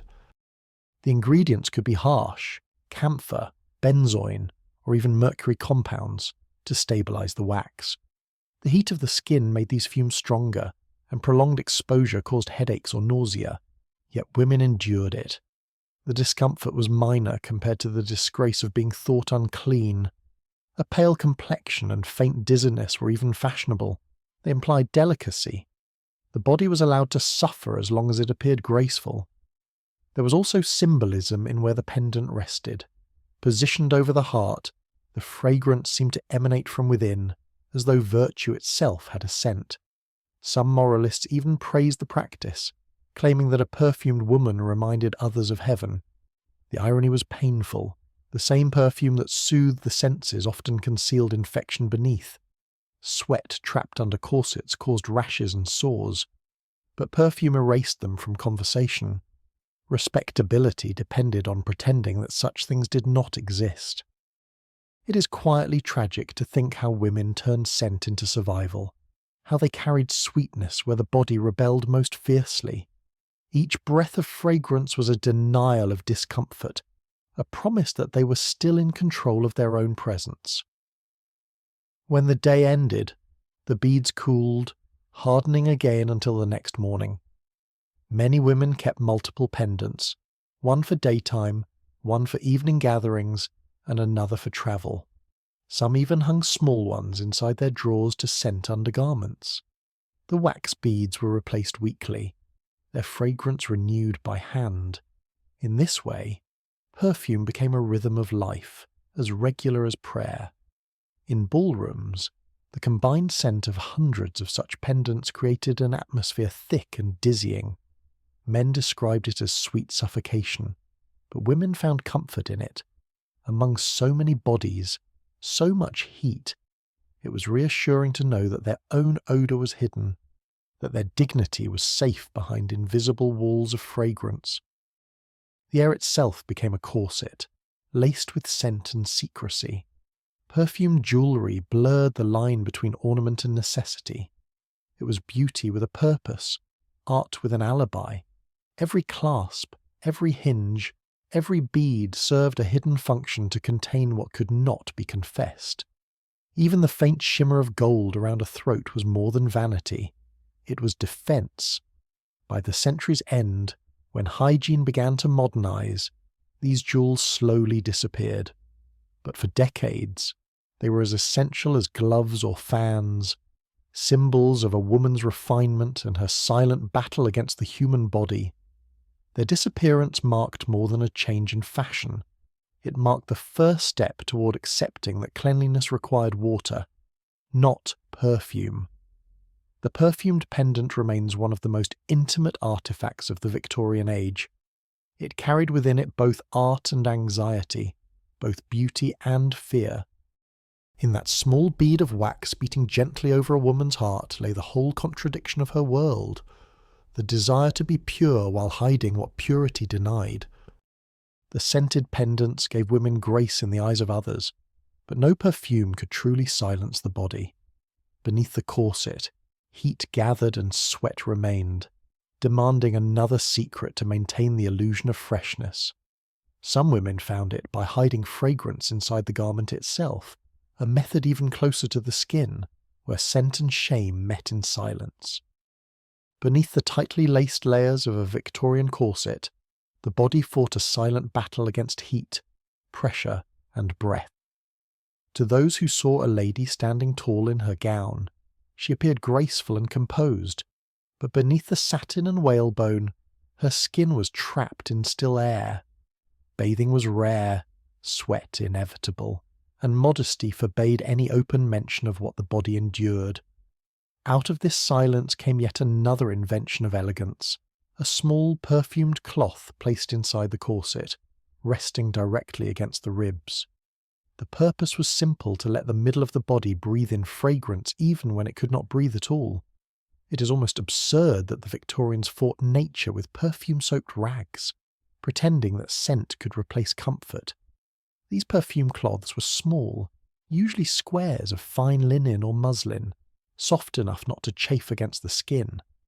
They were soaked in diluted perfume or dusted with powdered herbs like lavender, rose, or violet. Once dry, they were slipped between the layers of the corset, where body heat would slowly release their scent throughout the day. The fragrance clung to the air trapped between skin and fabric, forming a hidden barrier against odour. In a time when water was a threat and soap a luxury, this simple patch of scented cloth was a form of salvation. It offered women a sense of dignity while keeping the illusion of cleanliness alive. For many, this was not luxury but survival. Corsets were worn almost constantly, from morning until night, tightening the body and restricting air. Sweat gathered beneath them, darkening the fabric and irritating the skin. The perfumed cloth acted like a filter, absorbing moisture and releasing a scent that masked what could not be washed away. Wealthier women could afford to change these pads every few days, while others reused them, sprinkling fresh powder when the scent began to fade. If we think of it now, it would be like placing a scented napkin under tight shapewear, convincing ourselves that the smell of flowers meant cleanliness. The fragrances varied according to the season and the woman's taste. In summer, lighter herbs like mint and verbena were preferred. In winter, heavy notes of musk or amber. Some women added drops of vinegar or alcohol to purify the mixture, believing that it protected the skin from illness. Perfume was medicine, beauty, and armour all at once. These clothes were made in private, often by hand, in quiet moments before dressing. A lady might take out her small box of powders and oils, prepare the fabric, and fold it neatly before slipping it into place as her maid tightened the laces. Once the corset was fastened, the cloth became invisible, part of her body's daily costume. There was a quiet irony to it. The corset was meant to shape the figure into virtue, to restrain desire, to symbolize purity. Yet inside it, pressed against the very flesh it was supposed to discipline, lay a secret of scent and sweat. Women carried their own contradiction against their ribs, virtue perfumed with denial. Every movement released a faint sweetness that others found graceful, never guessing what hid beneath the fabric. The mixture of perfume and heat could be overwhelming. The trapped air between skin and corset grew heavy as the day passed, the scent thickening until it became almost sickly. Some women fainted not only from tight lacing, but from the lack of ventilation and the strength of the perfume itself. Yet faintness, too, was romanticized. A swoon was considered elegant. a sign of delicacy. In truth, it was the price of artifice. Something is haunting about this ritual, the attempt to perfume what could not breathe, the effort to make suffering smell like grace. The scented cloth was not about pleasure but about endurance, about transforming discomfort into dignity. A lady who smelled faintly of roses could not be accused of neglect, even if her skin ached beneath layers of whalebone and silk. The practice extended beyond corsets. Small scented pads were tucked into gloves, stockings, and even inside hats. Each part of the body had to appear controlled, each odour managed by layers of scent. The corset cloth, however, was the most intimate, the most secret.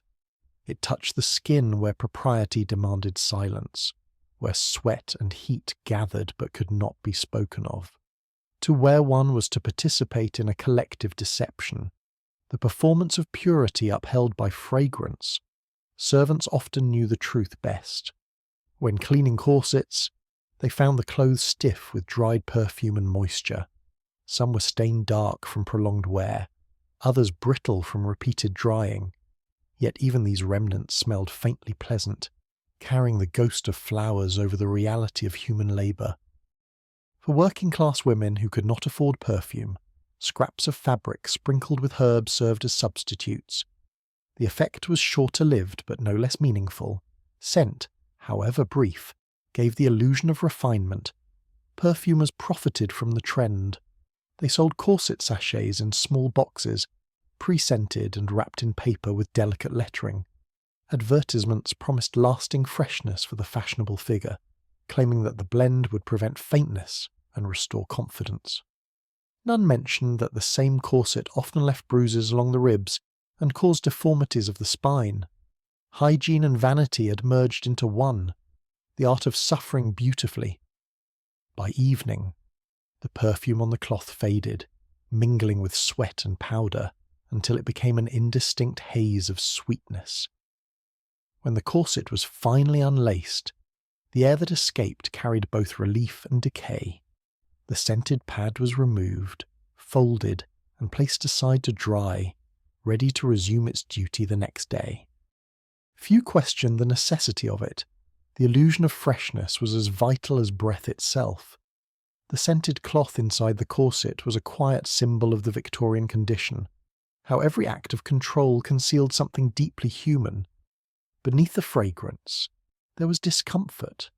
Beneath the silence, exhaustion. Yet both were hidden beneath the sound of rustling silk and the faint, persistent perfume of restraint. The perfumed cloths helped mask what the body could not suppress, but the illusion of purity required constant renewal. When the day ended, another ritual began, changing garments instead of cleansing, letting air and fabric do the work of water, keeping up appearances long after freshness had faded. In Victorian homes, where water was scarce and modesty ruled every act of the body, the idea of cleanliness often meant nothing more than changing what was visible. Instead of washing, women simply replaced their outer gowns, trading one layer of fabric for another. The undergarments remained the same for days, sometimes weeks, but the heavy dresses, silk, cotton, or velvet, were switched, brushed, and aired to give the impression of freshness. The ritual was quiet and disciplined, an act of control over both appearance and truth. It is almost amusing that an entire civilization confused the scent of wind-blown cloth with the feeling of being clean. The routine began each morning. A lady's maid would enter with yesterday's dress carefully folded, carrying another freshly brushed gown from the wardrobe. The new dress was not washed, for that would ruin the delicate fabric. Instead, it had spent the night hanging by an open window, absorbing the faint coolness of air while losing the scent of the day before. The illusion of cleanliness depended on circulation, not soap. Once the gown was fastened and adjusted, the transformation was complete. To anyone watching, she appeared spotless and refined, though her body beneath was untouched by water. It was an efficient form of deception. The outer dress acted as armour, trapping odour within and masking it from others. The fabrics themselves, dense and layered, absorbed scent while preventing it from escaping. A heavy skirt could hide a multitude of imperfections. The poor copied the habit on a smaller scale, owning only a few dresses and rotating them as best they could. They hung them by hearths or windows, hoping that air and smoke might erase what they could not wash away. If we think about it now, it would be like changing only a coat every day and calling that a shower. The smell of dresses was a distinct feature of the Victorian world. Each layer carried traces of its wearer: powder, perfume, sweat, and city dust, woven into the fibres. When a woman entered a room, her gown announced her before she spoke. The scent was a mixture of fabric and life, softened by the powders she dusted over her shoulders in the morning. For her, that smell was not unpleasant. It was identity. To smell of oneself was natural, though no one dared to call it that. To smell clean meant to smell composed. The custom had its logic. Washing large dresses was almost impossible. The fabrics were thick, the dyes delicate, and the water often filthy. Soap left residues, and drying took days. So, instead, dresses were maintained by ritual. They were brushed with horsehair tools to remove dust, aired on wooden stands, and sprinkled lightly with lavender or vinegar water to suppress odour. Servants worked tirelessly to preserve this illusion, knowing that a mistress's reputation rested on how her gown smelled, not on how her body did. Inside crowded homes and carriages, however, the truth lingered. The air grew dense with mingled fragrances of musk, starch, and perspiration. Women carried fans not just for elegance, but to create small waves of relief in the stagnant air around them. Beneath the corsets and crinolines, the skin ached and the pores suffocated. Yet to undress for washing would have been scandalous. The body was private, the gown public. The gown, therefore, became the body. There is something quietly tragic in this habit, the way fabric replaced flesh and air replaced water. The act of changing a dress was less about comfort and more about control, a daily performance that hid the human under the idea of virtue. To be respectable was to remain untouched, as though purity itself could be stitched into fabric. The wealthier the woman, the more elaborate the deception. Aristocratic ladies might have a dozen gowns for different times of day: morning, visiting, evening, and supper. Each dress was worn briefly before being exchanged for another, giving the impression of freshness through abundance. The gowns themselves absorbed perfume like sponges, releasing traces of scent long after they were stored away. Even wardrobes were perfumed, lined with sachets of herbs to keep moths and reality at bay. Servants followed their own version of this practice. With fewer resources, they relied on the air itself. At the end of a long day, dresses were shaken out, hung before an open door, and left to rest overnight. The cold wind, thick with coal smoke, was their laundress. It did not clean, but it disguised. In the morning, they slipped the same dresses back on, the fabric stiff with use but faintly fresh from the night's breeze. In that gesture lay both endurance and pride. The practice extended into social codes. To be seen in a wrinkled or odorous gown was unthinkable. Women learned to maintain posture not only for elegance, but to minimize the spread of heat and odor from their bodies. Stillness was cleanliness. Restraint was virtue. Even when sweat pooled beneath their stays, they sat unmoving, breathing through faint smiles. Cleanliness had ceased to be physical. It was moral, symbolic, and performed. Some reformers criticized the absurdity of it. Doctors warned that stale clothing bred disease, that skin suffocated without washing. But their warnings were quiet against the louder voices of fashion and respectability.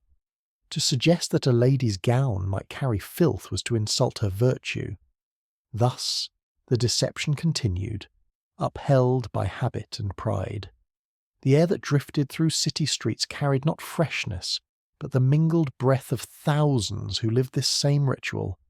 It was a world perfumed by denial, layered in fabric and fear of exposure.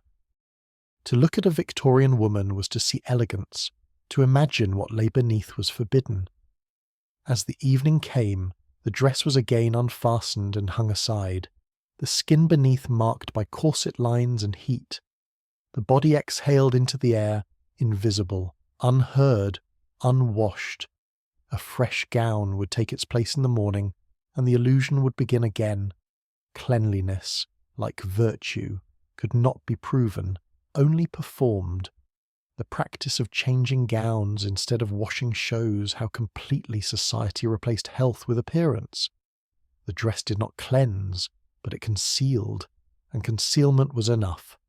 To be pure was not to be clean, but to appear untouched by the world that surrounded you. The act of changing gowns offered the comfort of illusion more than true cleanliness. Beneath the rustling silk and polished seams, the same body waited, unwashed, yet carefully disguised by scent and fabric. As the deception wore thin, another ritual emerged, one that replaced soap with acid and freshness with sting, as women began wiping their skin with vinegar to chase away the smell of life itself. When soap was scarce and water carried more suspicion than relief, Victorian women turned to one of their sharpest household remedies, vinegar. It was the universal cleanser, the household medicine, the invisible veil of purity that required no bathing at all. A small bowl of diluted apple vinegar and a soft cloth were all a lady needed to wash herself. The liquid was believed to kill invisible impurities, tone the skin, and chase away unpleasant odours. It is almost comic to imagine that the same vinegar used for pickling vegetables was once thought capable of cleansing the human soul. The ritual was simple but precise. In the morning, after removing the corset and chemise, a woman would dampen a cloth with vinegar and wipe her underarms, chest, and legs. The coolness startled the skin at first, leaving a faint sting that felt like cleanliness. Once the vinegar dried, it left behind a subtle, crisp scent that mingled with perfume later applied to the body. The result was an illusion of freshness, an odour sharp enough to suggest purity, though it came not from cleanliness but from acid. Servants followed the same method, sometimes adding crushed herbs or drops of oil to soften the harshness. For both classes, it was an act of survival disguised as hygiene. The power of vinegar lay in its promise of control. Water was associated with disease, cholera, fever, infection, and many doctors warned women not to immerse themselves too often. Vinegar, however, seemed safe. It burned, therefore it must cleanse. Housewives used it to scrub windows, whiten linens, and disinfect cuts. So it seemed logical that the same liquid could disinfect the body. Diluted or not, it became a symbol of moderation, purity without indulgence, cleanliness without exposure. The scent was unmistakable, sharp, biting, sour yet oddly invigorating. It filled Victorian bedrooms with a fragrance that hovered between health and punishment. Women learned to endure it, telling themselves that the sting meant virtue. A faint layer of rose or lavender oil was sometimes added to disguise the smell, but the underlying acidity always returned. Over time, it became the perfume of restraint itself, a reminder that even comfort had to hurt a little. If we compared it to today, it would be like wiping ourselves with diluted disinfectant and calling the burning sensation proof of purity. There was logic beneath the absurdity. Vinegar's acidity did prevent some bacterial growth, especially when bathing was rare and clothing was thick. It cooled inflamed skin, tightened pores, and provided a fleeting sense of freshness in airless rooms. But the cost was irritation. Prolonged use left the skin raw and red, especially beneath corsets or stockings where the acid had no air to dry. Still, no one questioned it. To feel clean was better than to be comfortable. Pain was simply part of being proper. Evening routines repeated the same gesture. The vinegar bowl returned, The same cloth dipped again and pressed over the body's hidden places: neck, feet, the folds beneath the breasts. The liquid bit into the day's fatigue, leaving a faint shimmer on the skin that felt cold against candlelight. When the body finally rested, the smell of vinegar lingered faintly on the sheets. It was not unpleasant, only strange, a reminder that cleanliness had been earned through endurance, not ease. Servants noticed the habit more than anyone. They prepared the vinegar water each day, careful to dilute it just enough so that it would not blister the skin. In winter, they warmed it slightly before handing it to their mistresses. The smell of vinegar mixed with starch and soap as they ironed linens nearby, creating an atmosphere of discipline and order. Cleanliness was never spontaneous. It was manufactured, managed, and maintained through ritual. Doctors encouraged the practice, praising vinegar as antiseptic and invigorating. Beauty manuals described it as a tonic for the nerves and complexion. Some women even believed it could slim the figure by tightening the skin. Others used it to wash their faces, chasing the pale, glassy look of the era's ideal beauty. The sting of the vinegar was proof that it was working. The discomfort was a mark of refinement.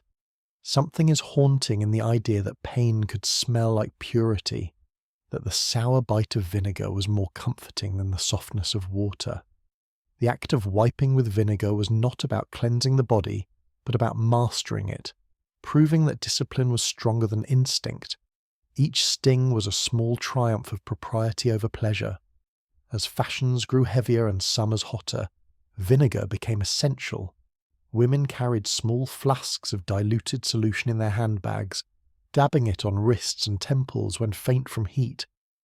It cooled the skin briefly before drying into nothing. The scent followed them everywhere, an invisible signal of respectability, a reminder to themselves and others that the body must never be left untamed. Even at home, mothers taught their daughters the same routine. They said vinegar kept away illness and shame, that a woman who smelled faintly sour smelled safe. The lesson carried through generations. Long after doctors began recommending actual bathing, the habit was hard to break. It had become more than a method. It was a belief. By the end of the century, as running water reached more homes, vinegar slowly retreated to kitchens where it belonged. But for decades, it had defined the border between decency and decay. Its sting lingered in the memory of a society that equated pain with virtue and smell with morality.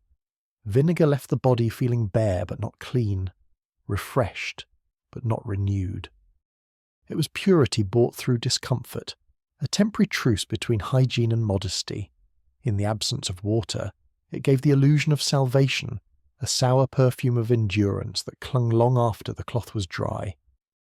The vinegar wipe gave women a fleeting sense of purity, its sting a substitute for real cleansing. Beneath the faint sour scent, the body still ached for softness, for something gentler than acid and cloth. When the sharpness became too harsh to bear, many turned to another illusion of cleanliness, one that replaced vinegar with alcohol, trading sting for warmth and calling it luxury instead of pain.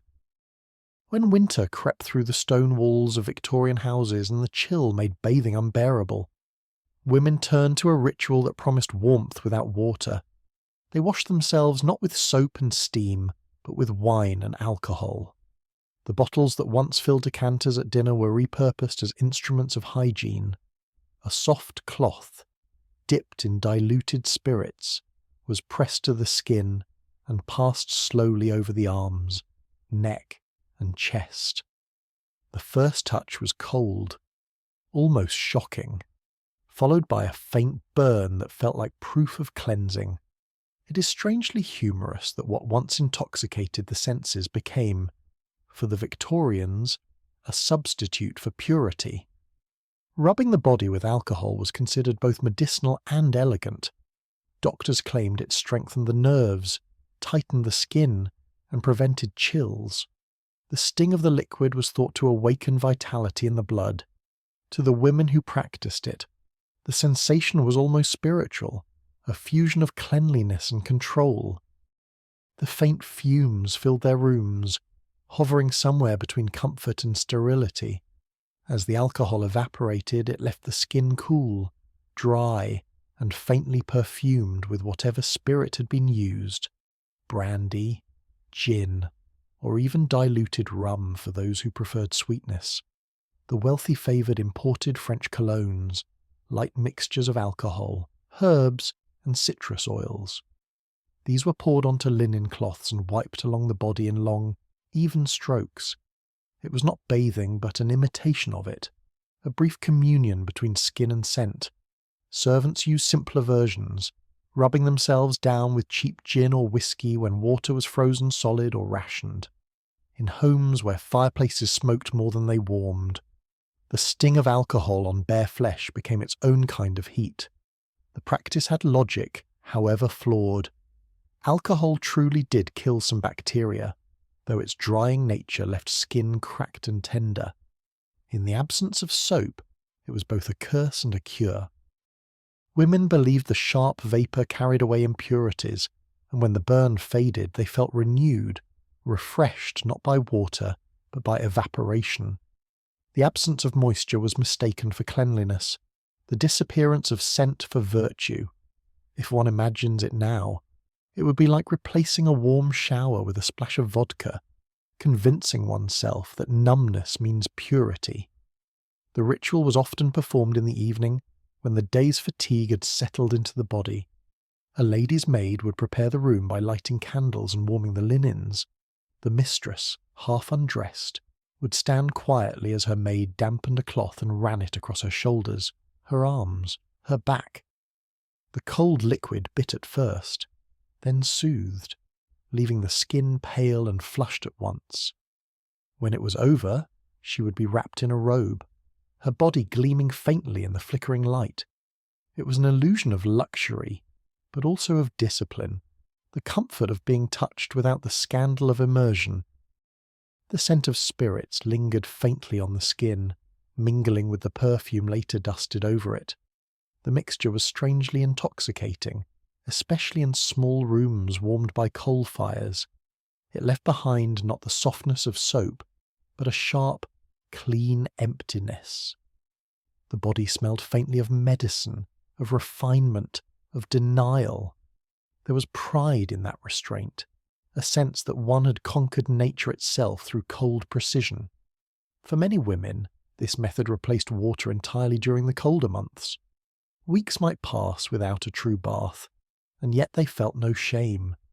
To bathe in liquid that vanished instantly was to maintain dignity without risk. The idea of submerging oneself in a tub was unthinkable to many, associated with illness or moral decay. Alcohol, on the other hand, was pure, controlled, and polite. Its sting was temporary, its comfort deceptive but effective. The poorer classes imitated the habit as best they could. Gin, often the cheapest spirit, became their substitute for soap. Factory girls used it to wipe the grime from their arms. Mothers rubbed it on children's skin when fevers rose, and elderly women swore it kept the blood warm. The line between medicine and hygiene blurred completely.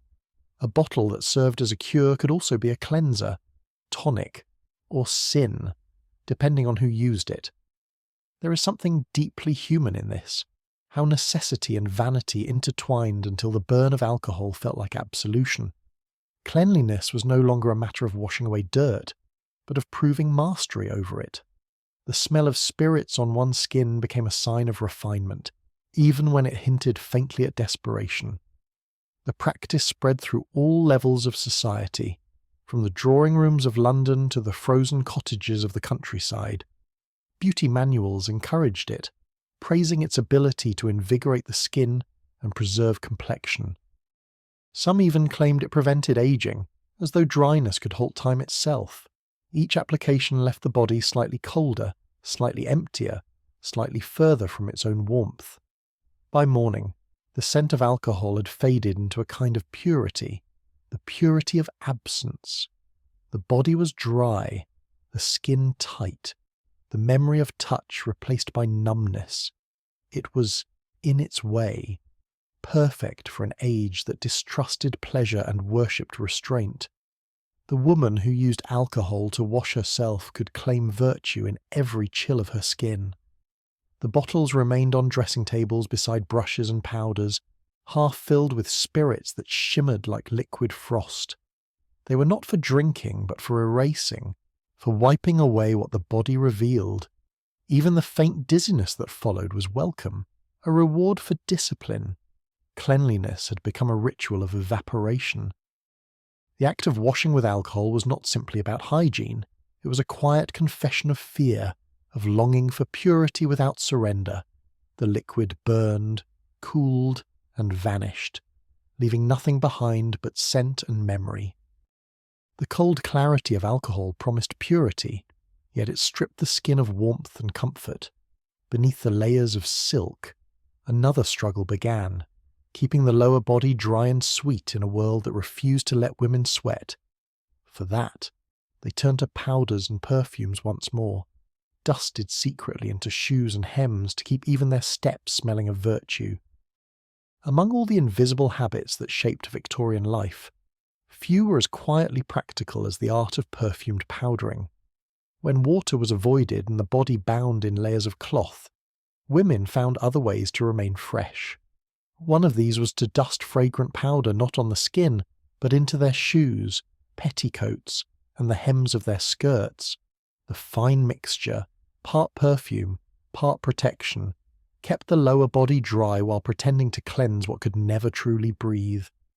It is oddly amusing that cleanliness, for the Victorians, sometimes began not with washing the body but with perfuming the floor beneath their feet. The powders came in small glass jars or paper packets, their contents soft as smoke.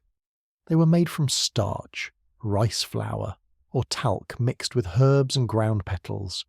Some contained borax or camphor to fight odour, though no one spoke openly about what that odour was. Women sprinkled them discreetly each morning before dressing, lifting the folds of their skirts and shaking the powder into shoes, stockings, and even the lining of their petticoats. As the fabric settled, a faint cloud of scent rose around them. Rose, violet, or jasmine. The ritual was intimate yet modest, a compromise between hygiene and secrecy. The main purpose was dryness. The long hours spent sitting, walking, or standing in corsets left the lower body damp and sore. The powders absorbed sweat, soothed friction, and created the illusion of lightness beneath the heavy skirts.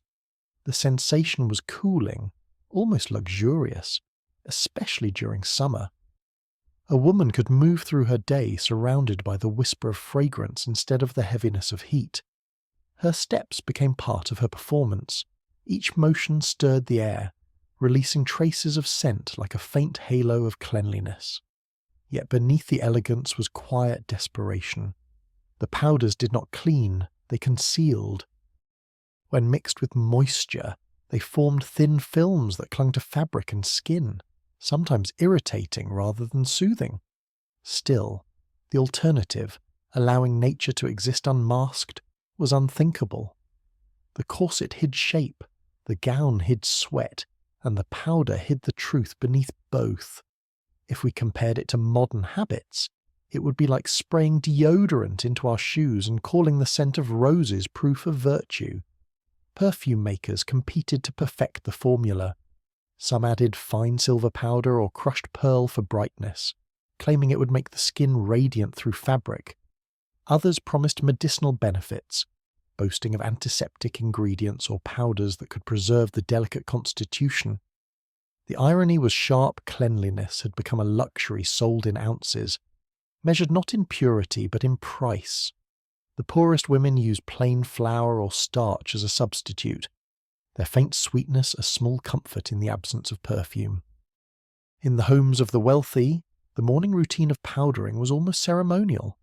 A maid would kneel with a small puff or muslin bag filled with scented powder, patting it along the inside seams of her mistress's dress.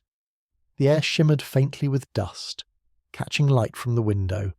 The mistress would lift her skirt slightly, the movement practiced and silent. Once dressed, she would appear untouched by heat or effort, her calm as carefully powdered as her gown. The smell of these powders became part of the daily atmosphere of Victorian life.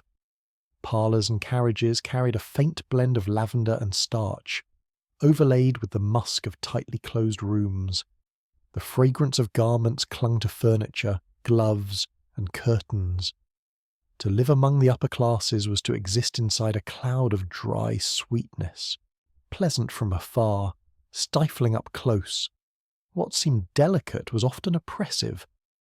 Doctors of the time occasionally praised these powders for their hygienic benefits, noting their ability to prevent rashes and reduce moisture. Others quietly warned that too much powder could cause irritation or even lung trouble when inhaled. Yet such cautions were ignored. In a world obsessed with appearances, a little danger was preferable to embarrassment. Odour was shame. Powder was salvation. There is something quietly haunting about this pursuit of dryness, the way purity came to mean the absence of life, of warmth, of touch. The powders kept the body from sweating, from breathing, from being human. Cleanliness became stillness, and stillness was virtue. Beneath the scent of flowers was the scent of fear, fear of exposure, of failure, of being known through smell. Even the language of the advertisements betrayed the anxiety beneath. They promised delicate refinement, perfect composure, the serenity of freshness. Not one spoke of health or ease. To stay clean meant to erase signs of living, to turn the body into a quiet object that existed without consequence. The more a woman powdered herself, the more distant she became from her own skin. By evening, the illusion faded. The powder had absorbed the day's heat and odour, leaving faint marks on stockings and hems. When dresses were removed, small clouds of dust drifted through the lamplight, ghostly reminders of every movement disguised as grace. The same powders that promised freshness ended the day as residue, coating the air with invisible fatigue. Still, they were shaken out, replaced, and renewed the next morning, because to stop was to admit that the body existed. Powdering the lower body may seem trivial, but it reveals an entire philosophy that virtue lies in the concealment of need. The fragrance under the skirts was not indulgence, it was survival through denial, the smallest rebellion against decay. The perfume powders dried the body and masked its truth, but even their sweetness could not soothe the exhaustion that lingered beneath layers of cloth. To find a gentler form of relief, women turned to cool compresses, cloths chilled with ice and perfume, pressed to the neck to quiet the heat that powder could only hide. In the heavy heat of Victorian summers, when corsets tightened like armour and the air inside drawing rooms turned still as glass, women sought rare moments of coolness wherever they could find them. Among their gentlest remedies was a simple one, a linen cloth soaked in scented water, chilled over ice, and pressed against the neck. The gesture was both delicate and desperate, an attempt to calm the pulse where heat gathered beneath layers of lace. It is almost touching that a world so obsessed with restraint found its greatest luxury in something as fragile as a cold, perfumed towel. The practice was considered refined rather than indulgent. The cloth, often embroidered or edged with lace, was dipped into rosewater, violet essence, or diluted cologne before being folded neatly and placed atop a dish of ice. Once cooled, it was laid softly over the back of the neck or along the chest, its cold seeping slowly into the skin. The effect was immediate and intoxicating. For a few quiet minutes, the air felt clean, the body lighter, the mind free of the oppressive warmth that came with whalebone, fabric, and expectation. To observers, it looked graceful. To the women themselves, it felt like survival. The ritual was especially common during long afternoons, when the air inside houses grew stagnant. Curtains were drawn to dim the light, and the faint sound of ice clinking in crystal bowls echoed from parlours where women rested in silence. The cloth was replaced every few minutes, each one losing its chill too quickly against fevered skin. When the cold faded, a faint fragrance remained, cool, floral, fleeting. It was as close to freshness as the era would allow without scandal. Doctors approved of the habit, calling it tonic to the nerves and recommending it for fainting spells, tension, or female hysteria, diagnoses as vague as the relief they offered. The coolness soothed dizziness caused by heat and corsetry, though few recognised that the cause of their discomfort was the same garment they refused to abandon. Alcohol-based colognes were sometimes added to the mixture, their evaporation enhancing the cooling effect. The blend of cold and scent seemed to restore not only the skin but the spirit. If we think of it now, it would be like keeping chilled perfume wipes beside the bed and calling them therapy for the soul. The act carried a quiet sensuality that Victorian etiquette could never name. The neck was one of the few exposed places on a woman's body, and to touch it with a cold cloth was to acknowledge its vulnerability. Yet because the act appeared medical, even virtuous, it passed unchallenged. It became an acceptable intimacy, an embrace from ice itself. When women reclined in parlours with chilled cloths at their throats, they looked composed, serene, untouchable. Beneath the surface, the gesture was both self-care and quiet rebellion. Servants prepared the cloths with devotion, slicing ice into bowls and mixing fragrance carefully so that no single note overwhelmed. The aroma of mint, lavender, or citrus mingled with the metallic scent of melting ice. When handed to their mistresses, the cold towels shimmered faintly, dripping onto silver trays. Each one was used briefly, then folded away, as if warmth itself was something shameful to reveal. Some women used this method not only for comfort, but as a substitute for washing. A chilled cloth pressed to the temples or neck could mask fatigue and the smell of sweat, especially in crowded gatherings. The sharp coolness closed the pores, tightening the skin and reviving colour. It was cleanliness redefined, dry, scented, and cold. In that sensation lay the illusion of purity without effort, as though the touch of ice could erase the body's truths. The fashion for cooling cloths grew with the spread of imported fragrances and the arrival of ice deliveries in cities. Magazines described elegant versions, towels folded in glass dishes, lined with crushed mint and violet petals, ready for guests to use. Even the act of offering a chilled cloth became a symbol of refinement, an unspoken sign of wealth. To have access to ice in summer meant control over nature itself, and to place it on one's skin was to remind oneself of privilege. There is something quietly beautiful about this moment of contradiction. The body yearning for relief while trapped beneath fabric meant to display control. The cold cloth did not cleanse, but it offered a kind of forgiveness. For a few brief moments, women could feel the body they were taught to ignore, its warmth answered by something kind. When the day ended, the scent of chilled rosewater lingered faintly on the neck, mingling with the fading perfume of powder and fabric. The melted ice dripped down into bowls, leaving only water and petals behind.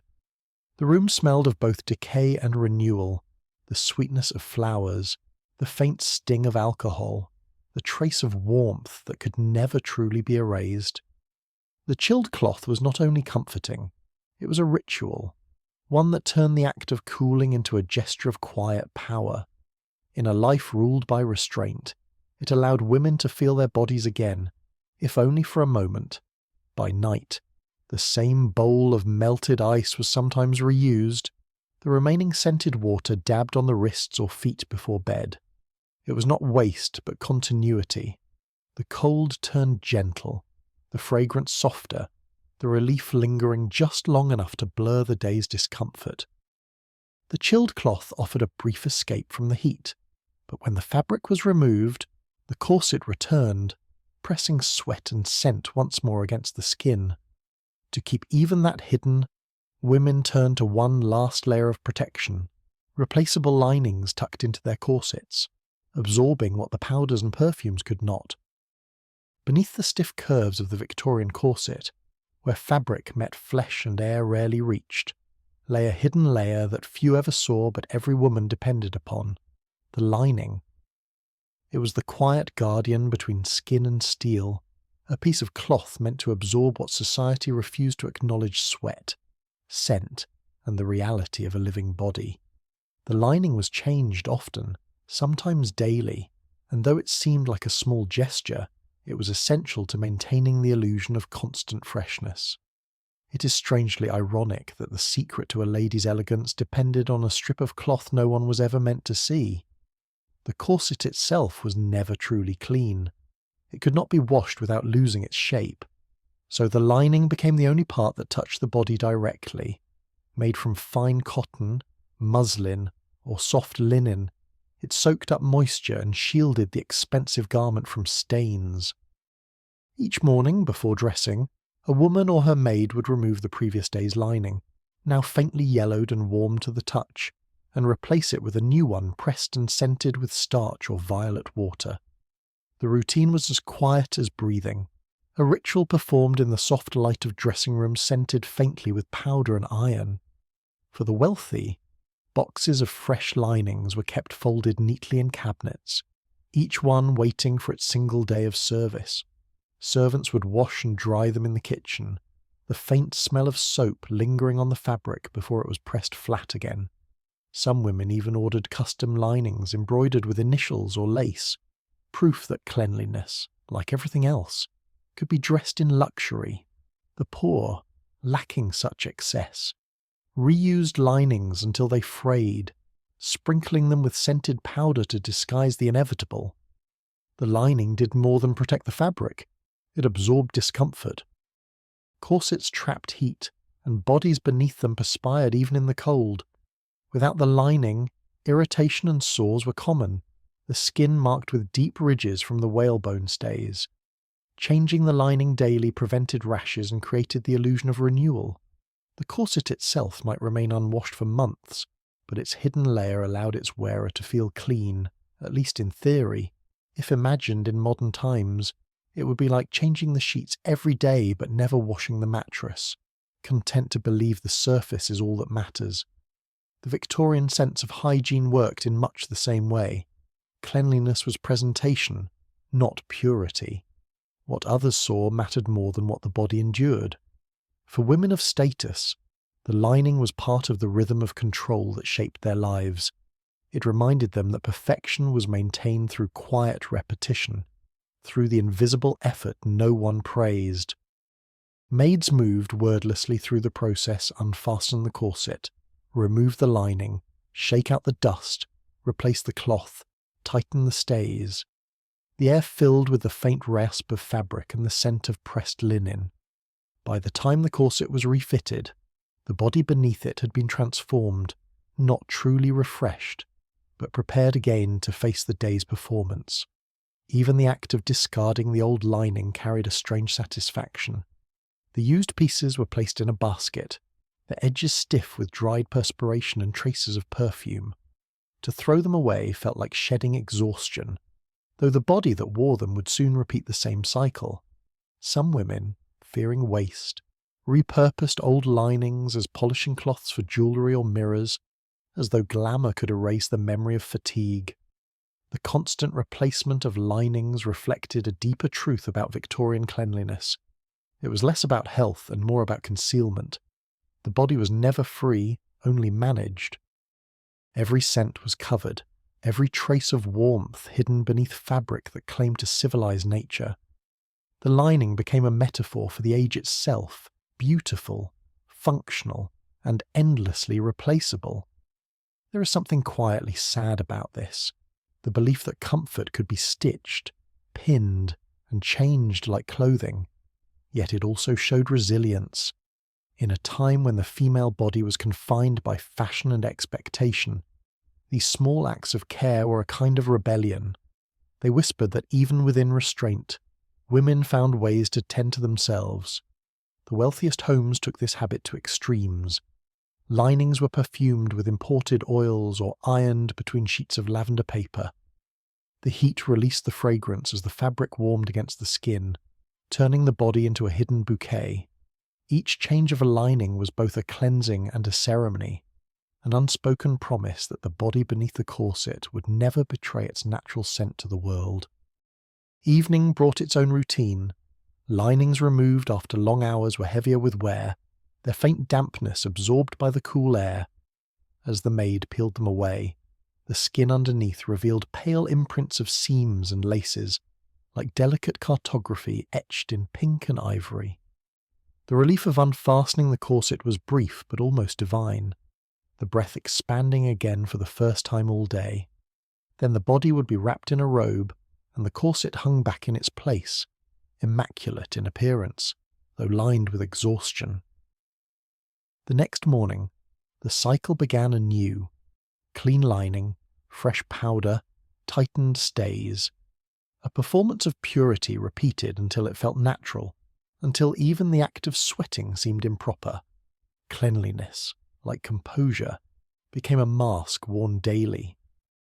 The daily changing of corset linings gave only the illusion of cleanliness, a ritual that kept the body hidden beneath layers of pressed cloth and scented lies. When the air grew heavy and sweat settled into the seams, even the freshest linen could no longer pretend to purify.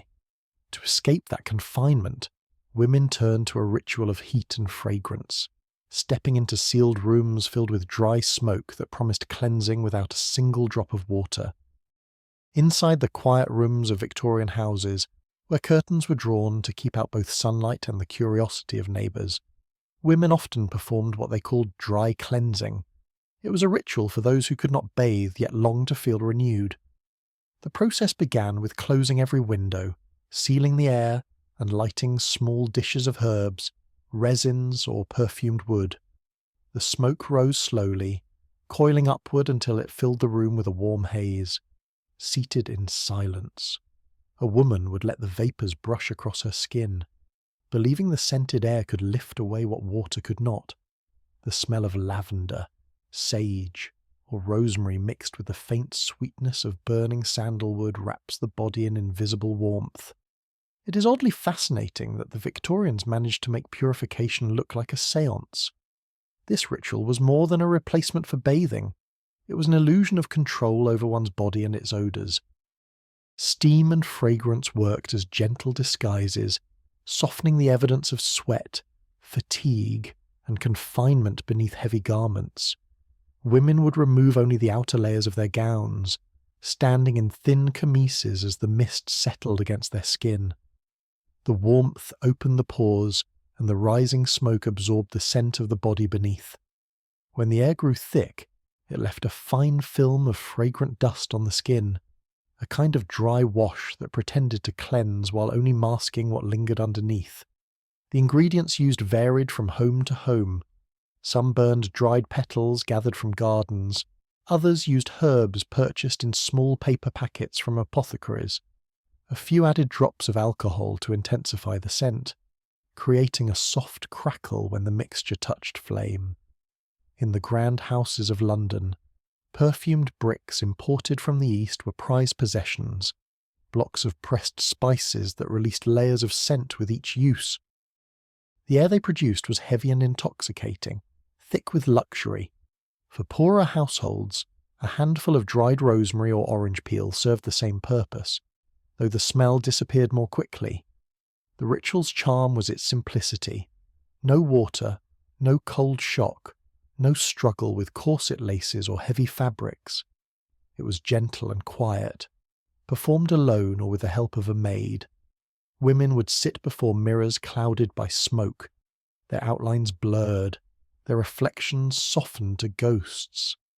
In that dim haze they looked less human and more like the statues of virtue Victorian society demanded them to be: still, composed, unblemished by effort. If imagined today, it would resemble a spa treatment conducted entirely in perfume, without ever truly removing a single layer of dirt. The supposed cleanliness came from imagination rather than hygiene, yet the act brought comfort. The warmth eased muscles stiffened by corsets, and the fragrance disguised the sourness of unwashed skin. Some claimed it even had health benefits, that inhaling herbs cleared the lungs or soothed the nerves. The truth mattered little. The sensation of renewal was enough. When the smoke cleared, the room carried a lingering scent of burned petals and faint sweetness. Women would emerge flushed, their skin dewy from the heat, and their minds convinced that cleanliness had been achieved. The process was not without danger. Some herbs produced fumes that stung the eyes and lungs. There were even reports of fainting, especially among women with tight corsets who stayed too long in the smoke-filled rooms.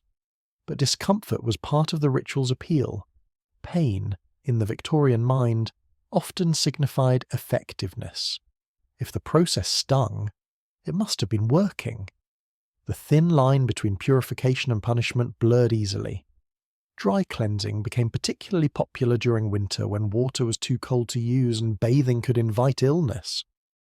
The belief that cold air or water could cause fever was deeply rooted, so this method felt safe and modern. It also required no plumbing, making it accessible to nearly everyone. Even those in cramped apartments could practice it, burning herbs in small basins and sitting beside them until their clothes and hair absorbed the scent. Something is haunting about how the Victorians sought cleanliness without ever truly touching water, as if purity itself had to be imagined rather than lived. The act of bathing in smoke turned necessity into ritual, and ritual into performance. Each session became a rehearsal for composure, a way to endure the weight of fabric and expectation. The smell that lingered afterward, soft, earthy, slightly burnt, became a sign of discipline, not indulgence. When guests entered such homes, they often noticed the faint trace of these rituals in the air. The mixture of herbs, ashes, and perfume gave every room the scent of preparation. Visitors interpreted it as refinement, unaware that it concealed what water never reached. The perfumed smoke seeped into furniture, curtains, and even hair, becoming a permanent part of the household's atmosphere. At the end of each session, the ashes were carefully gathered and thrown away. The act felt almost ceremonial, as if discarding the remnants of impurity.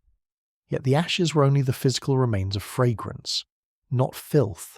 The true uncleanliness, the exhaustion, the trapped sweat, the tired body beneath the dress, remained untouched. Still, there was a strange peace in the routine. It gave structure to the illusion that life, like skin, could always be made presentable with enough care. The idea that fragrance could purify reflected the era's obsession with appearances. Cleanliness was not about health, but about maintaining the fiction of moral order. If one smelled pleasant, one was respectable.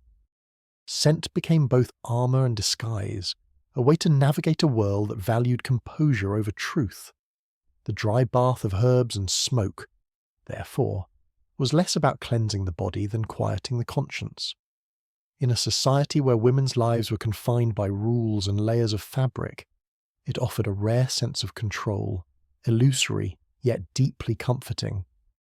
The ritual of sitting in scented smoke brought calm but never true cleanliness. Beneath the perfume, the body remained the same, patient and confined. To preserve the illusion of freshness even longer, women turned their attention to the garments that absorbed their scent, beginning with the hats and scarves that framed every face. Among the many quiet routines that shaped Victorian hygiene, the care of hats and scarves held a special place. These were not merely fashion accessories, but extensions of the body itself, absorbing every trace of warmth, oil, and scent that gathered through the day. A proper lady never left her home without them, and by evening, both hat and scarf carried the invisible story of where she had been. The fabric closest to the neck and hairline soaked up sweat and perfume alike, forming an unseen barrier between body and air. By habit and necessity, these garments were changed often, daily for the diligent, more for those with the means. It is almost amusing that cleanliness in the Victorian world began not with the body, but with the fabric that touched it. Each morning, women selected their scarves with the same precision used in choosing words at a social gathering. Linen for simplicity, silk for grace, or fine lace for occasions where reputation mattered more than comfort. The scarf framed the face and protected expensive clothing from the oils of skin and hair. In an era when washing one's hair was rare, these thin pieces of cloth became silent shields against the inevitable scent of stale powder and sweat. They absorbed everything the body released and pretended to transform it into elegance. The hat, resting above, trapped warmth and shadow, collecting the faint musk of the scalp beneath layers of ribbon and feather. It was never washed, only brushed, aired, and replaced. To clean them, women relied on patience and precision. Hats could not be soaked. The fabric and structure would collapse. Instead, they were wiped gently with dry cloths and left near open windows to release their trapped scent. Scarves, being more delicate, were washed by hand with minimal water, dipped in diluted alcohol or vinegar, then dried flat to preserve shape. The task was often left to maids, whose hands bore the faint scent of lavender soap and starch from endless repetitions. Even after cleaning, the garments were sprinkled with powder or perfumed water before being folded away. Cleanliness was achieved not through the removal of dirt, but through the layering of fragrance upon fragrance. If imagined in modern terms, it would be like owning a dozen phone cases to keep the device looking new, while the screen beneath remained smudged and worn. The Victorians approached the body the same way, maintaining the illusion of purity through careful management of what surrounded it. To them, it was easier to launder fabric than to challenge the discomfort of soap and cold water. For women of means, collections of scarves filled entire drawers. Each season brought new colours and textures: pale muslin for summer, heavy velvet for winter, lace-trimmed silk for autumn's damp air. To have a dozen scarves was not an indulgence, but a necessity. Each absorbed the toll of daily wear, the faint perspiration of nerves, the perfume from the neck, and the residue of city dust. When one grew heavy with scent, it was hung by the window, left to flutter in the breeze until it seemed fresh again. Hats were rotated with equal discipline, each one shielded from sunlight and moisture, as though they too could fall ill from overuse. The act of changing these garments carried unspoken symbolism. It represented not just hygiene, but control. A woman might not have power over her social circumstances, but she could command the appearance of freshness. Every clean scarf suggested virtue, discipline, and self-respect. In a world where appearances dictated value, the smallest sign of disorder could wound reputation. Thus, washing and changing accessories became moral acts disguised as habits. For those without servants, the process was harder. Scarves were rinsed in cold basins, wrung out with trembling hands, and left to dry overnight. By morning, they often stiffened with residue, scratching the skin they were meant to comfort. Hats, too expensive to replace, were repaired endlessly. Ribbons reattached, feathers cleaned with steam, linings replaced with scraps of old cloth. Poverty made the illusion of cleanliness more difficult but never impossible. Scented powder and patience did the rest. The constant contact between fabric and body made these items small witnesses to daily life.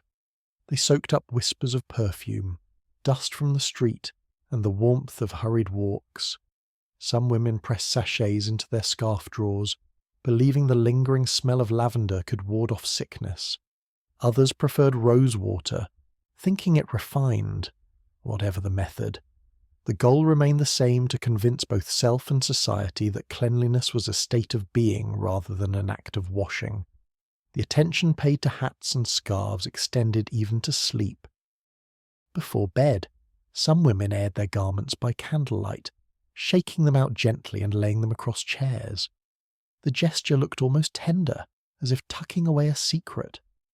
In the stillness of the room, the faint scent of perfume mingled with the night air, masking the mustiness of unwashed sheets and closed windows.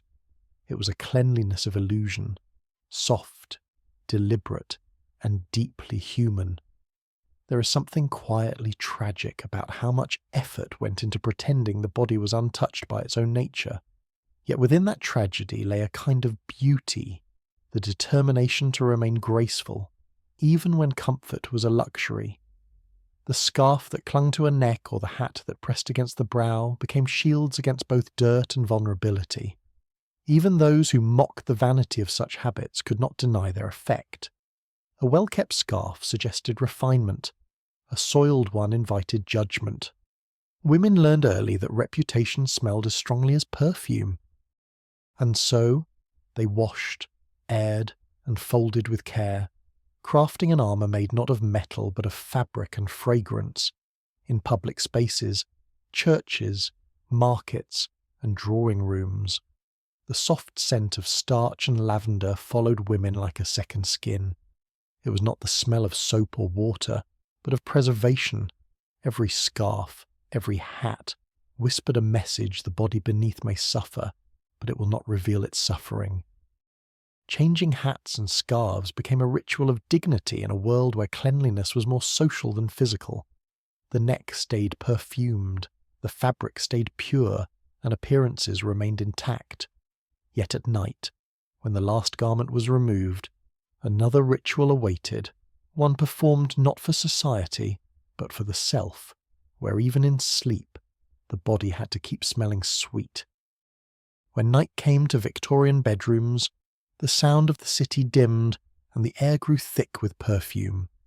Beneath heavy curtains and dim candlelight, the final ritual of cleanliness began, not with water, but with scent. Women reached for small sachets filled with dried herbs and flowers, carefully stitched from soft linen or lace. These tiny bundles, hidden beneath pillows, were believed to purify the air, soothe the mind, and preserve the body's freshness through the hours of sleep. The herbs were chosen with care: rose for tenderness, lavender for calm, vervain for purity. Each scent carried not only fragrance but also superstition, a belief that good smells could drive away illness, melancholy, and bad dreams. It is almost endearing how Victorians trusted perfume more than medicine, believing that the sweetness of scent could cleanse both the body and the soul. The preparation of these sachets was an intimate task.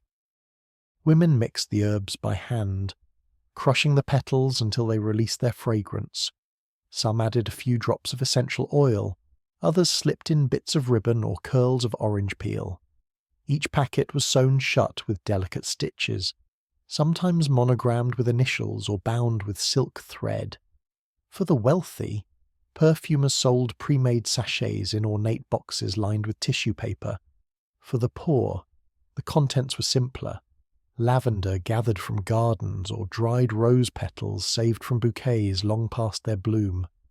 The result was always the same: a faint fragrance that whispered comfort through the night. The scent lingered in everything it touched. When heads rested on the pillow, the warmth of skin stirred the perfume to life. It clung to hair, brushed against cheeks, and seeped into the fabric of the bedding. By morning, the sleeper carried the trace of flowers, as if the skin itself had been lightly kissed by a garden. In a world where bathing was rare, this subtle transformation was precious. A woman could wake and feel fresh, her pillow still scented, her hair still fragrant, her body untouched by the staleness of sleep. The sachet also served a practical purpose.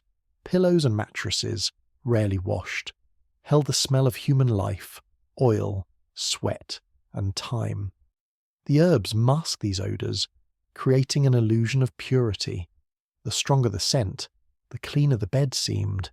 In summer, when the air turned heavy, more sachets were added, tucked not only under pillows but between sheets, beneath corsets, even inside drawers of clothing.